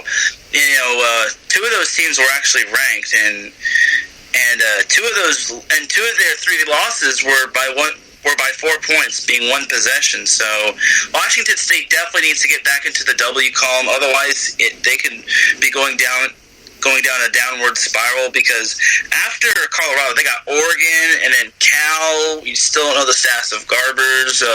Maybe he'll come back then. And there's Stanford. It won't get easy until they face Oregon State. So Washington State definitely needs to win this week. Otherwise, they could be up a creek without a paddle. Absolutely, man. I want to say a big shout out to Mr. Ben Slater III, man, BS3 Sports. If you're in the chat room, go ahead and check him out, man. Give him a follow. Great guy. Does a lot of great stuff, man. BS3 Radio now. I got to check that out, man. I haven't tuned in so long. My apologies, Ben. But Ben is the real deal, man. Of course, you hear commercials. Well, his commercials here. And you got some more drops, Ben. Send them my way, man. Great guy. He's helped me out a lot. He's even the reason that we're on Spreaker, man. So helped me out with that a couple years back in 2016. So great guy, man. And he's got to always say I'm grateful. And hey, man, God bless you and your family, sir. Have a good one. We'll talk to you soon, man. Thanks for tuning in, brother. I got to tune into the BS3 Sports Show real soon, man. So once again, make sure you follow BS3 and check out that radio network, man. Great stuff with Mr. Ben Slater III. Next up, we have Army at 3-3, Georgia State at 4-2. Army is favored by 6.5 points. By the way, I'm taking the Cougars over Buffalo, by the way. It's over the Buffaloes. But Georgia State and Army. Army is favored by 6.5 points. Who you got, Taryn? I'm going to take Army for this one. I have this strange feeling Army's just going to pull it out. Wouldn't it be something? I'm going to say Georgia State at home, but Army is definitely not the team to sleep on. UTEP at 1-4, FIU, Florida International at 3-3. FIU is actually favored by 24 points. What do you think, Darren? I got to go with FIU. I mean, I don't know what UTEP's got going on for them. 1-4, you're on the road. It's going to be a long one. It really is. I'm taking FAU at home. Next up, here we go, man. Texas A&M at 3-3. Ole Miss at 3-4. Ole Miss, I guess they haven't been too bad because they're not being favored they're not. Texas A&M isn't favored in a blowout. However, I think Texas A&M is going to pull this thing off even on the road. Who you got, Darren? I got Texas A&M for winning this one. I gotta go with the city of Texas and Mr. H-Town Blake Henley's team. He's probably watching the Houston Astros right now. But this isn't baseball. This is basically dedicated to college football. I'm going with Texas A&M though for my boy H-Town Blake. Yeah, I'm gonna say Texans. I'm gonna say Gig'em. Gig'em as well, man. Gets it done on the road this week. Texas A&M. Next up, Florida State at 3-3. Wake Forest at 5-1, and Wake Forest is favored by 2.5 points. And I don't blame anybody. I don't blame ESPN one bit for favoring them because Florida State has been anything but really good this year. I really want to pick Florida State for this one, but I gotta go with Wake Forest. Yeah, good choice. I'm all with you on that one. I'm taking Wake Forest. Number 1, Alabama at 6-0. Tennessee's at 2-3. Alabama is favored by 34.5 points, and to me, that is about just right. Yeah, I gotta go with Bama. I mean, there's no question. No, move on. Let's move on. Absolutely. Number 14, Boise State at 6-0, and BYU at 2-4. Boise State is favored freaking 6.5 points. I like it. BYU, you mentioned, you're right. There's something about the altitude there, but hey, don't forget, Boise State's a mountain town too, man. Or Boise is a mountain town too, so I think Boise State's going to head on over to BYU and get a win. Yeah, definitely. I think other than that USC game where anything could have happened, I think BYU's not going to survive against Boise State. I just don't see BYU is not going to survive against Boise State. Yeah, I just don't see BYU getting the dub. I just think that Boise State's the better team. Nevada at 4-2. Utah State at 3-2. Oh, crap. This could be a good game. Utah State's favored. The Aggies are favored 21 points. But Nevada, I'm kind of surprised that the line is so big. Nevada's no slouch. Yeah, I mean, it is, again, it must have something to do with the altitude in Utah or Utah. So I'm going to go with Utah State. I agree with you on that. Sorry, I got a text. So, next up, we have here Air Force at 4-2.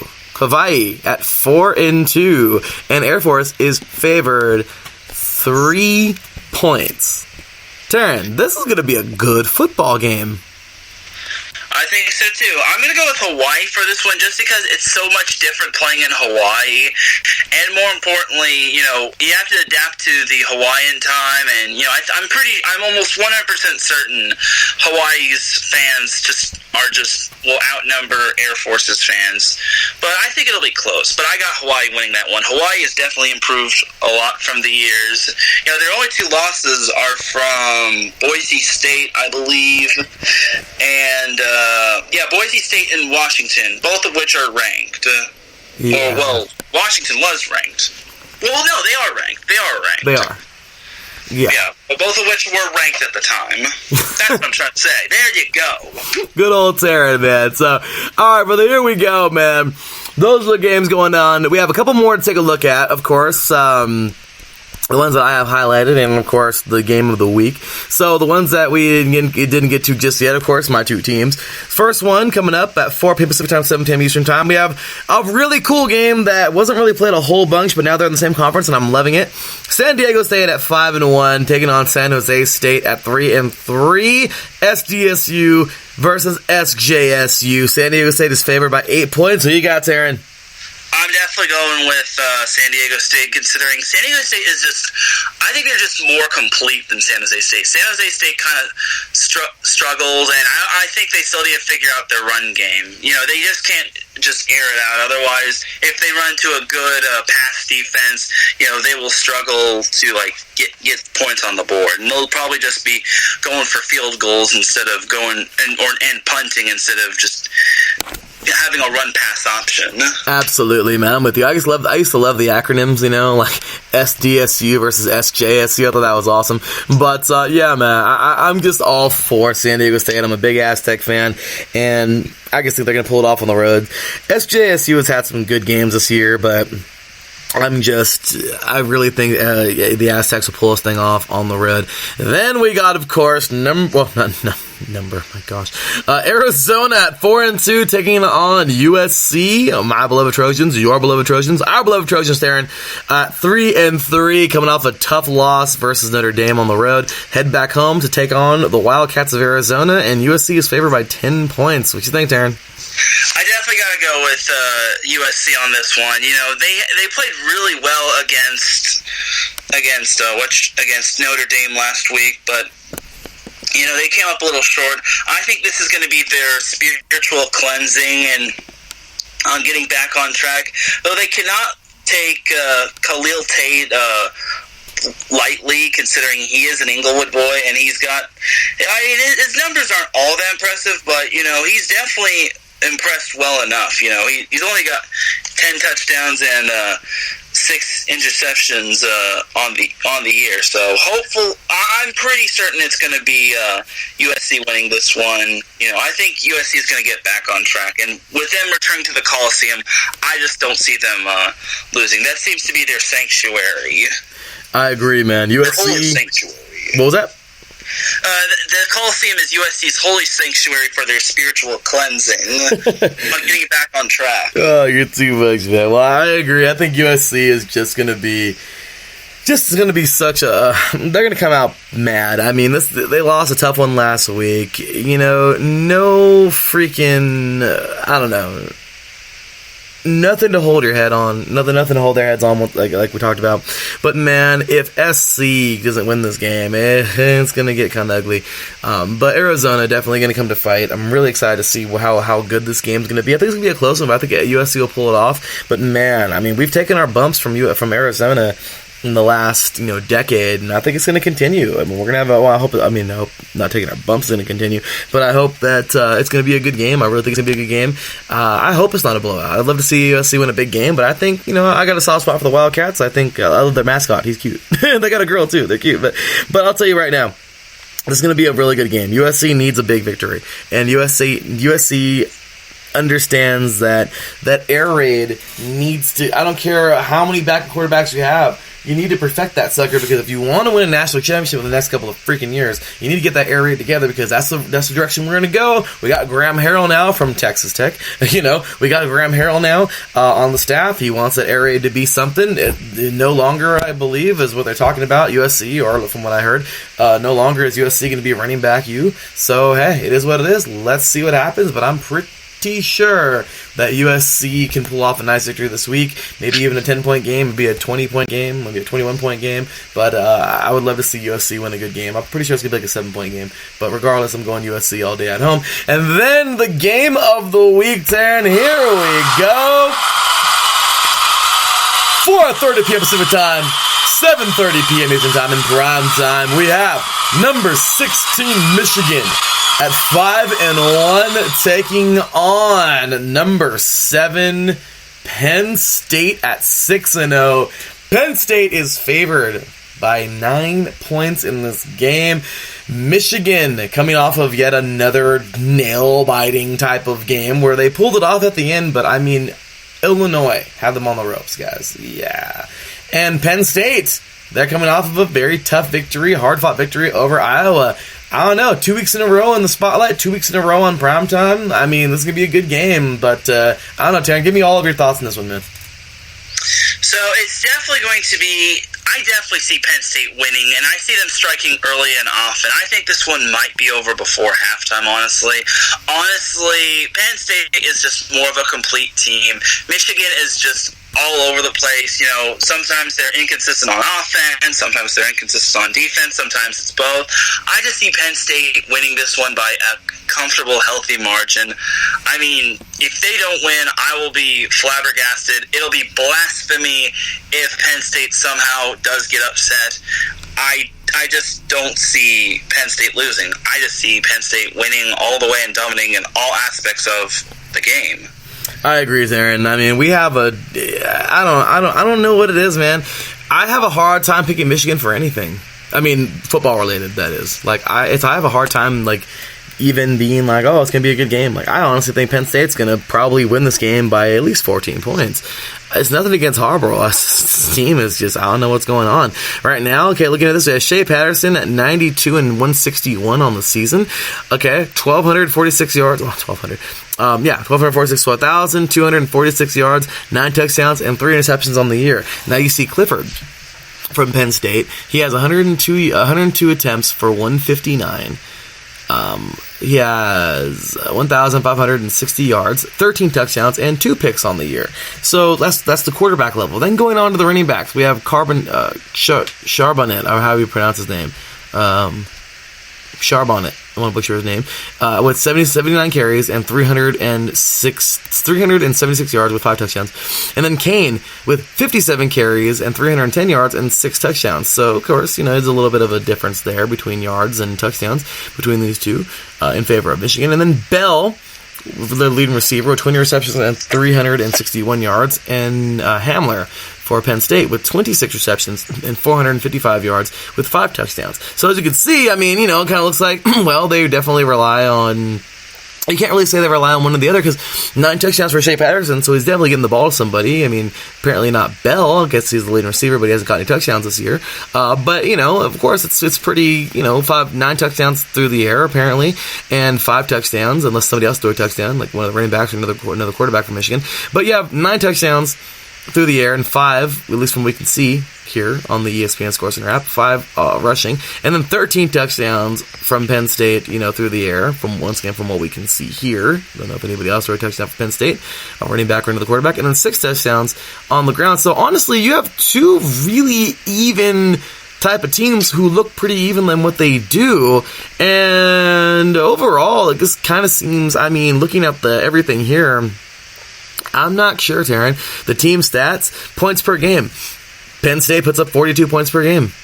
Michigan puts up 30.3. Points allowed. Michigan gives up 17.5 games, and Penn State gives up 8.2 points per game. And then just looking at Michigan's schedule, if they're giving up that many points, I mean, yes, they have played tough teams like Wisconsin, okay, ranked Wisconsin and ranked Iowa.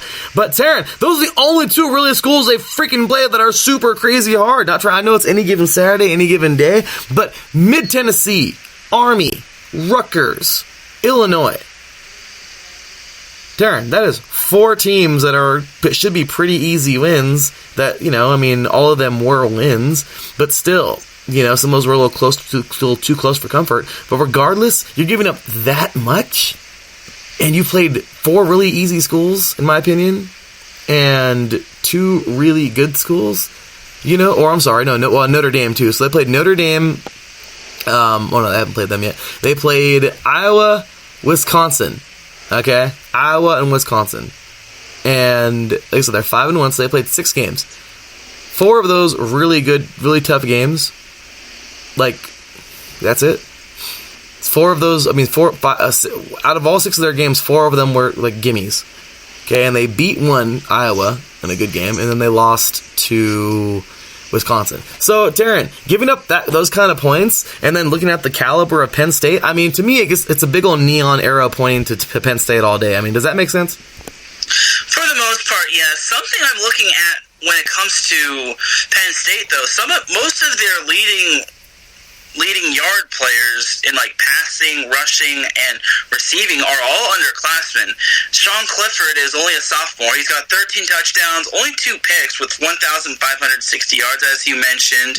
Noah Kane, only a freshman with 6 touchdowns and 310 yards, and then you also have KJ Hamler, who has 5 touchdowns for 455 yards.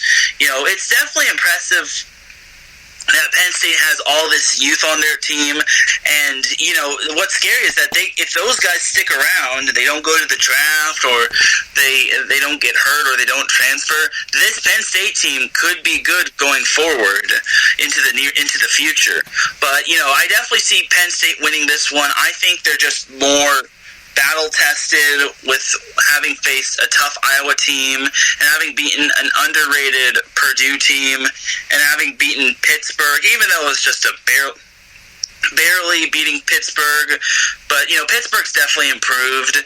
As for Michigan, as you said, they've been inconsistent with pulling out close wins against Army and then losing to Wisconsin and then playing a close game to Iowa, which saw them only score 10 points, and then being up and down with Illinois. I think they were up 28-0, and then Illinois got down to as little as 7, and then they just pulled away. I still definitely see Penn State winning this one, but this is going to be a crucial game for Michigan. The next two games, this week and next week are crucial games for John Harbaugh. According to a recent video that I'm seeing on the ESPN SportsCenter app, this could determine Harbaugh's fate, and then there's always the Ohio State game. So I think if there's a time for Michigan to come up big, it's either this week or next week, because it's only going to get tougher from here on out, because even though Maryland might try to get back on track, Michigan State is always a tough one, even though Michigan State struggles in the Big House. Indiana's improved, and Ohio State is the Ohio State, so Michigan State needs to at least play a good game, but I still see Penn State striking early and often. Yeah, you mean Michigan playing a good game. He's playing a good game, but absolutely, man. And looking here at the yards allowed, just taking a look at this, it's a trip, man. Total yards allowed. Michigan has given up 283.3, where Penn State has given up 259.7. Now it's not too far away from each other, and Penn State's actually given up more in the air, 205.8 yards, and Michigan's only given up 160.5. So what makes this so weird? The rushing, you're able to do both. Okay, Penn State may be easier to pass on than to run on, because they've only given up 53.8 yards on the ground. But really, Michigan 122.8 on the ground. That makes it okay, so you're closer to each other. At least one is an extreme, and the other one's a small extreme, or the other one's small. 53 yards to 205 yards. That's a really big margin, where pass and rush is a lot closer for Michigan, 160.5 and 122.8, meaning that it's almost equally easy to do both from these guys. It means this defense is just like a Swiss cheese defense with holes all over the place. At least something is stout for Penn State. They know they got to work on their pass, but they know that their run is stout. So I don't know. I'm just saying those are a couple ways to win. I mean, hey, try and throw on Penn State. Michigan, you might pull it off. Don't try and run on them. And for Penn State, it's kind of free game. You can do what you want, because of course they give up more passing than rushing, but still you can do what you will and probably get a good result. So I don't know, Taryn. With all that going though, final score, man. What you gonna say in this game? I'm gonna say Penn State wins 42-24. That's a great score. I'm gonna say 35-17. Really good game. I'm gonna say 35-14. I just think Penn State's gonna take them to the woodshed, man. It's gonna be a good game, and okay, maybe a little closer. 35-21. I'm gonna say Penn State's just a better team, though. I think they're just gonna prove it. So that's all there is to it. So with that said, Taryn, can you believe it, man? We ran the freaking distance today. We almost went 3 hours. Oh yeah. I mean, my gosh. It's crazy. We're trying to talk. We're all finishing the defining moment early and everything, so we could have the hour and a half to finish this. And here we are, man, freaking almost 3 hours into college football talk. Yeah, time flies, man. Time flies. It really does. Anyway, Taryn, that's it, man. Let's call it for the day, brother. That was a lot of fun. Thanks again. Let everybody know a little bit of a preview of what they're gonna hear on Set Point coming up tomorrow. So once again, I'm going to be talking about the matchups for Wednesday, some key matchups, some key conference matchups, and I'll also get into the matchups on Friday as well. There's a lot of key matchups on Friday, a lot of key conference matchups as well. As for where I'm going to be Friday, I'll leave that up. I'll leave that as a little bit of a quick teaser for where I'll be at on Friday. So, yeah, but you can expect quite a bit in the span of like less than an hour tomorrow. Awesome, man. All right, so you're going to be YouTubing on Friday? Well, let's just say I'm going to be out and about somewhere on Friday. Oh, okay. But, I thought you were going to a game. Oh, yeah, I am. Sweet. Okay. Which game? You know, I'll leave that up as a little bit of as a teaser. I like that. It's Terran time. Mm-hmm. I like that. Like you said, Terran is doing Terran things. Like that one time he said on the on that Twitter post. That was funny. I tagged you in the post for the game time tweet. But all right, brother. Well, I'm gonna say Penn State once again. Yeah, we said our scores. So great job, man. And what did you say? You said 42-24. I'm gonna say 35-21. So there we are, man. So that's it. Once again, this week, as we mentioned earlier, Terran will be tweeting this week, and we'll try and get a video up or a few for Saturday. And I'm going to do the same thing when I'm at CBU this weekend. So, anyway, man, we'll do that. Of course, keep up with some football scores and the whole bit there. And plenty more to come, man. So, with that said, Darren, thanks again, man. It's been a great day on air with you, brother. Tomorrow, you're going to be on air an hour before 3 and Out. And then 3 and Out, of course, with myself, John Felipe, Mike Pat, and Mr. Kylan Reynolds. We got 3 primetime face-offs coming your way. And just a whole bunch to be excited for, y'all. So, here we go. Let's get down on it. That is that, and that is our show for today. Mr. Terran Rodriguez, where can they find you on Twitter? So again, you can find me on Twitter at TerranRodriguez1, T-E-R-A-N, and then my last name Rodriguez, R-O-D-R-I-G-U-E-Z, and then the number 1, once again, that's at TerranRodriguez1. I am active on Twitter quite a bit, so yeah.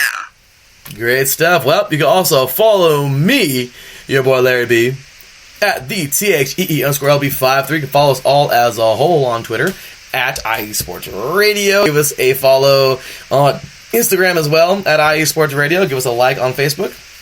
We'd certainly like that. And of course, check us out on IESportsRadio.com. What was that, Darren? And one last thing before we sign off.